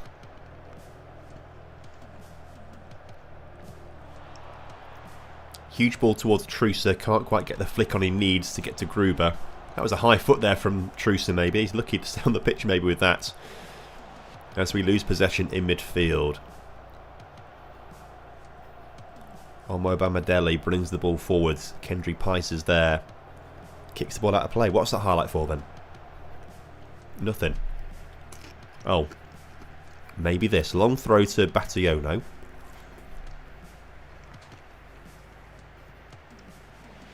Oh no, Caponade's gone down injured. That's the worst time for it to happen. No, Caponadze. Oh, thankfully they've not scored. If they'd scored off that, that really would have been horrendous. Right, Caponadze's got to come off then, clearly. Or apparently not. I think we may take him off anyway, just to be sure. 1-0 up here. Let's try and keep it at that. Ahead of the Legia Warsaw game. Viktor Djukanovic looks to try and skip past a couple players. Can't quite do so. Ball coming back at this. Oh no. Interception there. Kendry Pies is tackled immediately. Vaquero doing his job. Half time. Okay, well that was a pointless highlight, wasn't it? Last nugget about to go down. These were really good actually.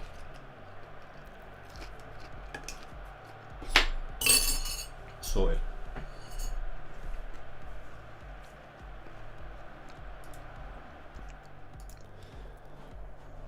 Right, let's get Caponadze off, shall we, for Yappy. Just to make sure we're not going to cause any more issues there.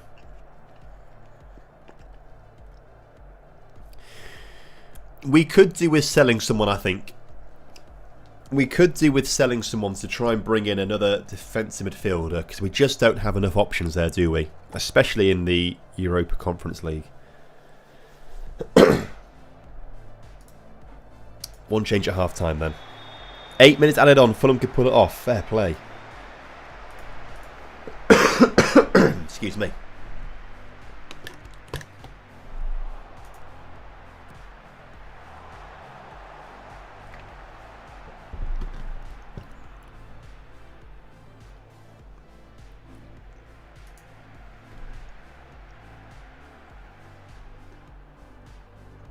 Go give your lady a big hug and say thank you and make her a nice hot chocolate or something. We'll keep an eye on things for you here. That's very good. I'll do that shortly. I think we'll wrap things up to there after the Legia Warsaw games. So we won't be streaming for too much longer, to be fair. Kendry Pies with a good ball into the middle, cleared. And Ciso puts it across the face of goal, and that's that. Hot chocolate has got to be made with milk. I've got to heat it up on the stove. We haven't got a microwave. Now this is very controversial. One thing that we have not bought for the house is a microwave. Not out of choice. It's more because we just have like every other gadget under the sun imaginable, and somehow a microwave isn't there.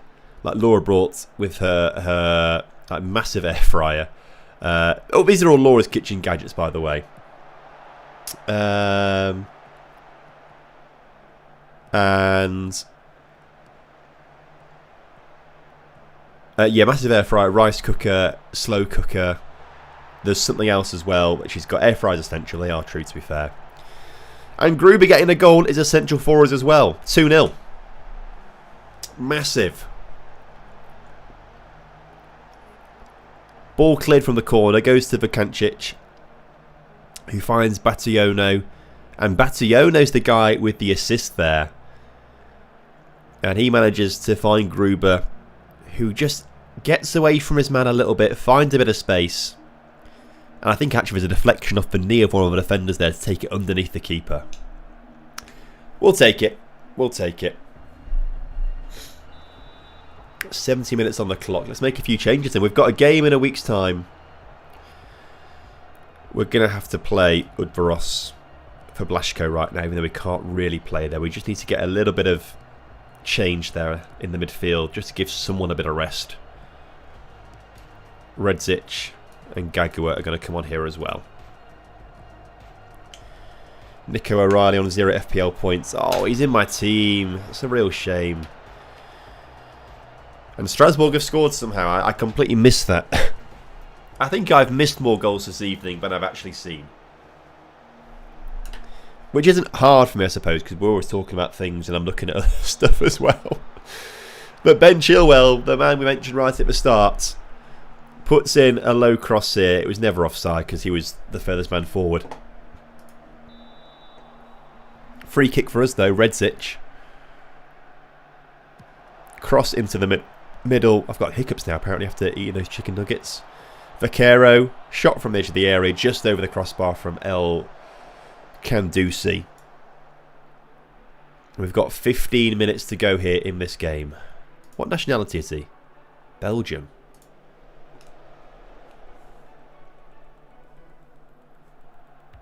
We just need to... I mean, look at the match stats. We thoroughly deserve to win this game. And it takes up to 6th place now, actually, in the live table. 6th place. I don't think we'll stay there. I don't think we'll beat Legia Warsaw. Although they're not winning their game. Again, the table is still backwards here. The red down arrows mean you've gone up, and the green up arrows mean you've gone down, actually. So Legia Warsaw must be losing because they've gone down. Because the green arrow says up, but it's actually backwards. Oh, don't concede now. There is actually there's a chance we do get top 8 here, you know, chat. There's a chance we could do it. If we can pull off a miracle result in Warsaw and don't concede right now. Oh, of course, I spoke too soon. I spoke too soon. I mean, 8 points should be enough to get us into the knockout stages of the Conference League. We'll double check in a minute and see exactly what's going on. But the commentator's curse does strike there. In the 95th minute, 94th minute. It's tough. Unlucky out there today. So what does that do for us then? What does that do for us? 12th. So we stay 12th. Oh, if we'd won, we would have been guaranteed a playoff spot as well. We are not guaranteed a playoff spot. However, for us to miss out on the playoffs right now would require 1, 2, 3, 4, 5, 6, 7, 8, 9, 10, 11, 12, 13 teams to win, and for there to be in some situations a 10-goal swing. I think we're as good as qualified. We're pretty much I mean, it would have been nice to have had those 2 extra points and just sit in there in 7th place. Going straight through to the round of 16 would be really quite good. And there's some interesting teams up there. Levski Sofia. Žalgiris are up there as well. Lugano. I'll be honest, I don't think I've ever heard of Policia before. Where are you from? Ukraine. Policia. Well, congratulations.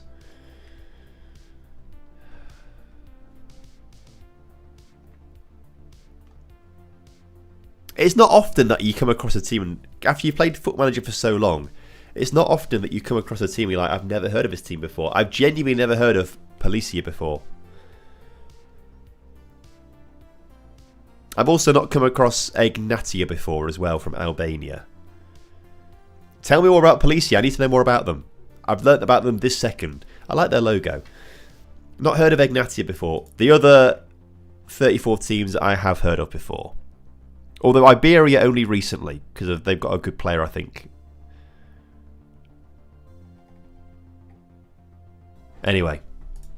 Legia Warsaw up next then. Have we got some friendlies lined up, does that say? We have a friendly against Jablonek at the end of January. We should probably try and get a couple more of those in place before we get back after the winter break.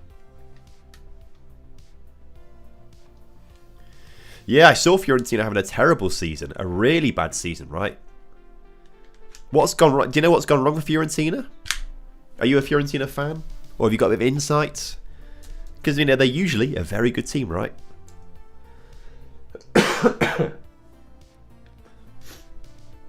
Right.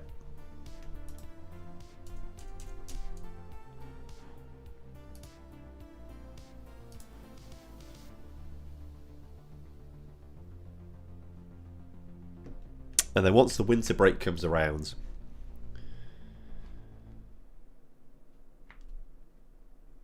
we'll have to ask the board for more money. I want to try and make some signings in January, but we need more money for it, obviously. Recruitment-wise, we've got 1.5k in the bank to be spending. Of course, next season, we have Amara Diouf joining us.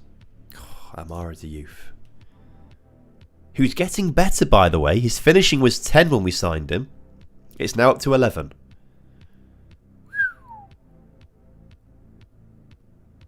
Oh, he's going to be good. He's going to be good, Amara Diouf.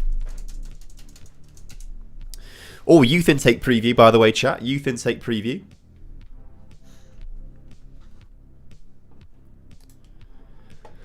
It's a 4-star good intake.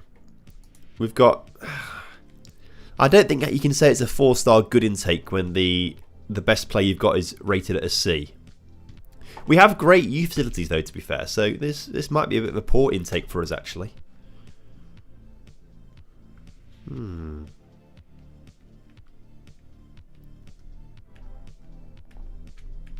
Change not help with manager swap. Isn't the stat that no team has survived relegation after this start before? That's insane. Whoa, Fiorentina going down feels like quite a big moment, actually. Right. Just want to look at the staff quickly. Head of Youth Development. I can't click on it from there. Coaching team. Head of Youth Development.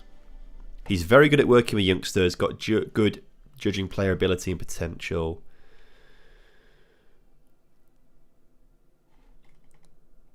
Okay. Obscure reputation, though. You see, we could do with a better head of youth development, I think.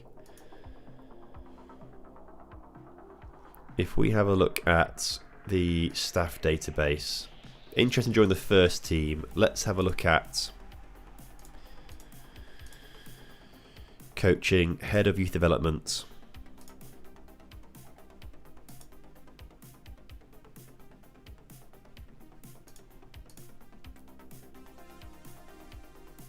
Oh, okay. This fella was a director at Generation Foot. And they're like the best team to have in Senegal because they just bring through great players. Only got local reputation, though. Was a technical director at this team in Tunisia for a little while. Okay. He's got good and very good judging player ability. Obscure reputation, though, from Sweden.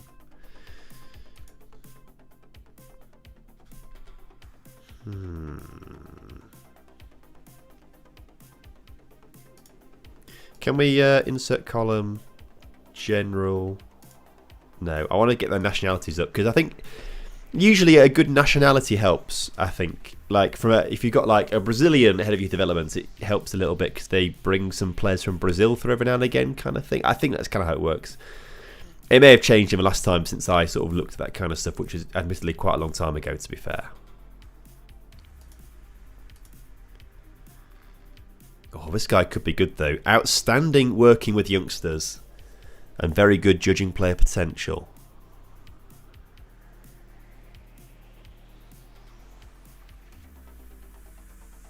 I'm tempted by Peter, you know.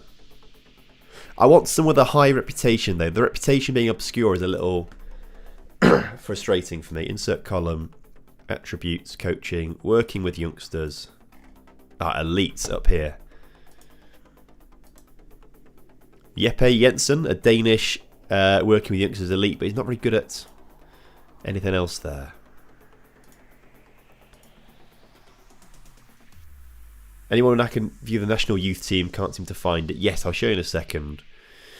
I'll do some research again into the best sort of things to look for in head of youth development, but you could be kind of good. I like that. Elite, good, very good. Regional, Romanian, okay. Yeah, if you go to, I don't know, Fiorentina are there, Italy. Men's national team. Here, you've got these dots. You've got the main team there. Under 21s, under 20s, under 19s, under 18s. Those dots there. Move it around. But yes, not the most intuitive thing in the world. Anyway, Youth Intake Preview. We said it wasn't brilliant, so we should probably look for someone else. So I'll do some research and think about it. Batistuta was the man back in my 90s. Is what I've heard. I wasn't there. I didn't really know who he was, if I'm honest with you, until I saw his name on the back of his shirt and I was like, who's this fella? And I was told about him. And I heard he was pretty good. But I think he retired before I could like learn to walk, basically. So I think I'm forgiven on that regard. I hope, at least. People don't seem to think so, but I forgive myself for it. The team from Ukraine. They got promoted a few years back, 100 kilometers away from Kyiv, funded by the BGV Group. Might see my logo if you watch the USEC fights. Mining company, and the same guy owns a massive retail company called ATB. May not shock you, but there are lots of natural resources in the ground in and around the area. I can't pronounce the city name, so I'm not going to try. Nothing to do with their investments. This season they hired Ruslan Rotan as head coach. Okay. I do recognise that name, to be fair. So I feel like he must be quite a good coach. I can't place him, but I respect it. Oro, by the way, on international duty. What's going on here, fella? That's actually really bad for us. Oh my God, that's awful for us. We haven't actually got anyone else to play in the centre midfield right now. We're in a game that we kind of have to win. And the options to replace Oro are two players who are unregistered and Hertz who is injured as well. Right, that is worrying. Vukancic is going to have to come forward and play there then. And then the Manic is going to start. Okay, that's not actually that bad. Oro off the bench. Right. Everyone else can stay the same though. Go to the game. Nintendo Fiorentina shirt is a banger. Absolute banger, I do agree. And the Mario one as well. Although it was actually a trading kit, that one, the Mario one.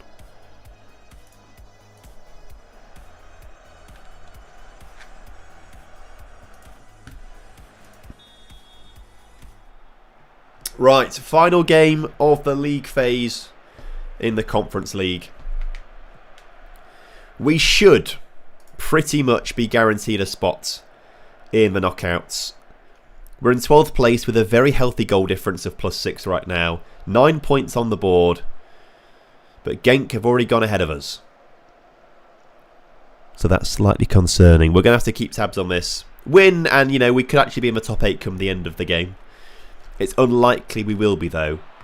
I think if we win, we go up to 11 points, and I think the team in 6th place on 11 points. I think it's very unlikely that we get to the top 8 at this stage now. Never say never. And with Gruber almost scoring, we could have had a peek as to what could have been. But it's not working out. Speaking of Ukrainian football, Dynamo have only won one of their last 10 league matches. Dynamo Kyiv, that's mad. Where do they play their match at the moment? Like, are all the games still taking place in... I assume that, like, Shakhtar aren't playing in Donetsk, right? I know they play the European games in Germany. But I assume they are either played outside the country or all in the very west of the country.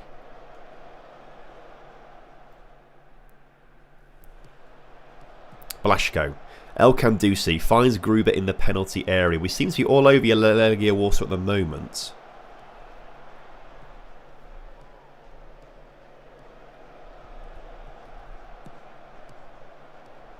But as I say that, we do seem to be conceding. You hate to see it. Seismansky with the goal. And let's see what this does to the table then. Urbanski is very, very good, by the way. He's a player I recommend getting in. I think he's probably outside our budget at the moment. So what does that do to the table? We'll see it in a second, won't we? In Kyiv, just limited capacity for fans. Ah, okay. Incredible how the league is still going, to be fair. Right. Legia Warsaw still in possession right now. Bansky gets the ball out to this near side of the pitch. Another shot just past the post. Ah! Excuse me.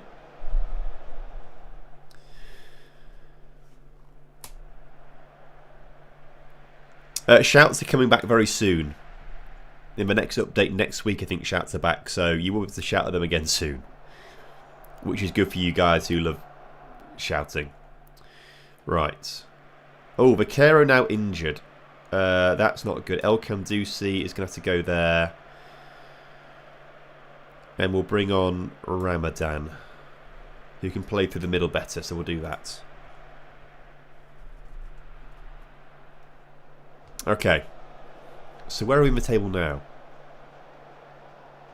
17th place. Okay. We're okay at the moment still. We're okay at the moment.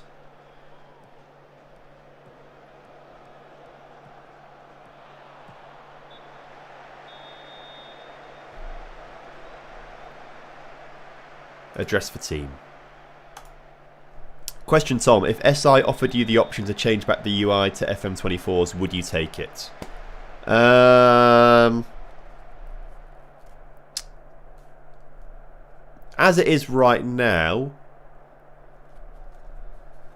I prefer how it looks. I genuinely do prefer how it looks. It just doesn't flow very well. That's the issue. If they could have it looking like it does right now, but flow like it does in FM24, that would be great. That would be my trade-off there. But I think the way the game flows is what's putting people... I think people probably would say FM26 looks better, but the way it flows isn't better. So I think I probably would turn it back for that reason. If it flowed just as well, it would be great. But it doesn't flow as well at the moment. It's just a little bit clunky and janky. So I change it back for that reason. But if I can have it looking like it does, I think it looks a lot cleaner as it does right now. I think that is a big upgrade visually. I'd also love to have a scaling option as well for the user interface. It feels too zoomed in to me right now. So a scaling option would be very nice for us as Legia Warsaw come forward again in the penalty area. No foul, please. I would like a tackle, though. We haven't got the tackle in there. Legia make it 2-0. That last-minute equaliser that Strasbourg scored is looking really frustrating right now. Right. League table, where are we? 16th? Okay, 16th still. A lot has still got to go against us for us to drop out of the top 24, and we have to remind ourselves that we need like 13 teams to win, us to lose, and there to be a 10-goal swing. And at the moment that's not happening, so we should be fine to qualify for the knockouts. If we win, we go to 11 points. That's only good enough for 12th place right now, so we aren't going to be in the top 8 whatever happens.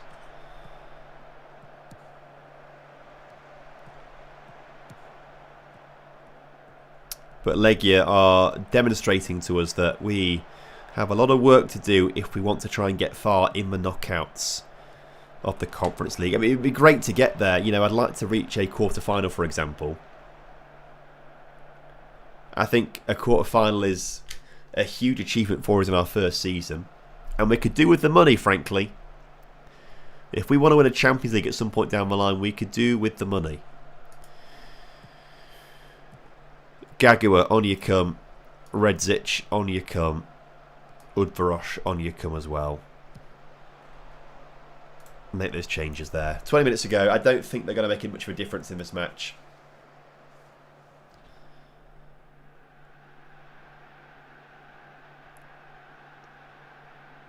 But Vinagre's corner sent into the middle. That's the game done, isn't it?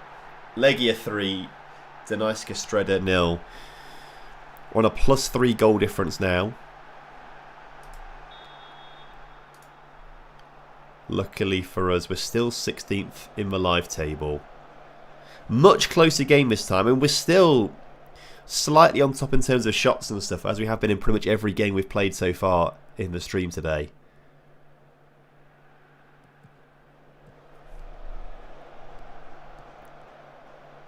Nemanic. Bationo. Come on, let's get one goal. Let's give ourselves a bit of confidence heading into the winter break. We don't want to end the first half of the season before the break without scoring a goal. Udvaros is certainly going to try and score the goal. He hits the post, bless him. When he does come off the bench, to be fair, he's alright. He's alright. Yes, back streaming on Thursday, James. We'll be here on Thursday again.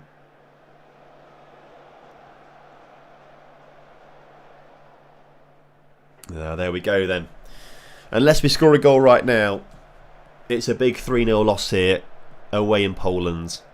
I think we expected to lose this one, really. I mean, I said we needed a point, didn't we? We got the point against Strasbourg. Should have had 3. When I went into that game expecting that this was the one that we might be getting the point in. Nowhere near to getting a point in this one. And not with shots like that either. Legia Warsaw 3, Dunajska Streda 0. It's our biggest defeat of the season, I think, actually.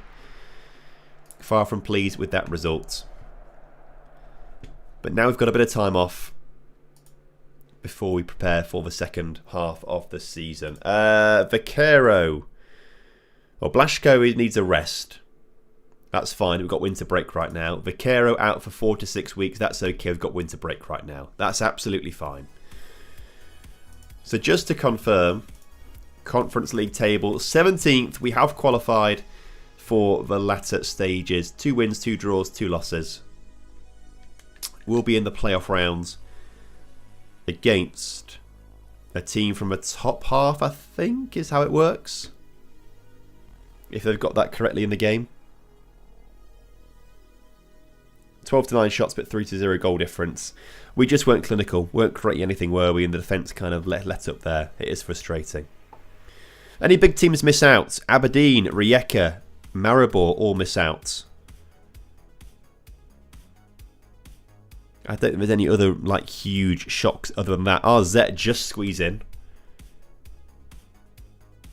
Hajduk Split just squeeze in. Kara Almaty by a 1 goal difference managed to get there ahead of Maribor. So 7 points actually would have been enough. Had we lost both those 2 games, we would have come 22nd. Or 21st, rather. Okay, sweet. Right. So it's been a pretty decent run of results this evening, hasn't it? A pretty decent run of results. We started off against this team in the Cup, wasn't it? Lost on penalties. Frustrating start. And Spartak Trnava, Breidablik, Rožemberok, Pobřezov. I can't say their name properly, can I? This lot beat them. Noah beat them. Žilina beat them. Komano beat them. Zemplin beat them. And then drew with Strasbourg and lost to Legia Warsaw. So you're saying Strasbourg or Legia Warsaw is who we're playing against? When is the draw for this? Rules. Knockout playoff round draw. Oh, the 19th. Let's get to tomorrow. So we're saying it should be Strasbourg or Legia Warsaw. I really hope it's not Legia Warsaw. We get given £500,000 for qualifying for the playoff round, which is nice.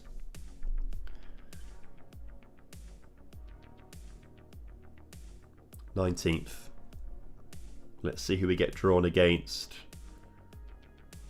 Oh, Genk we've got there, so it doesn't work in the same way.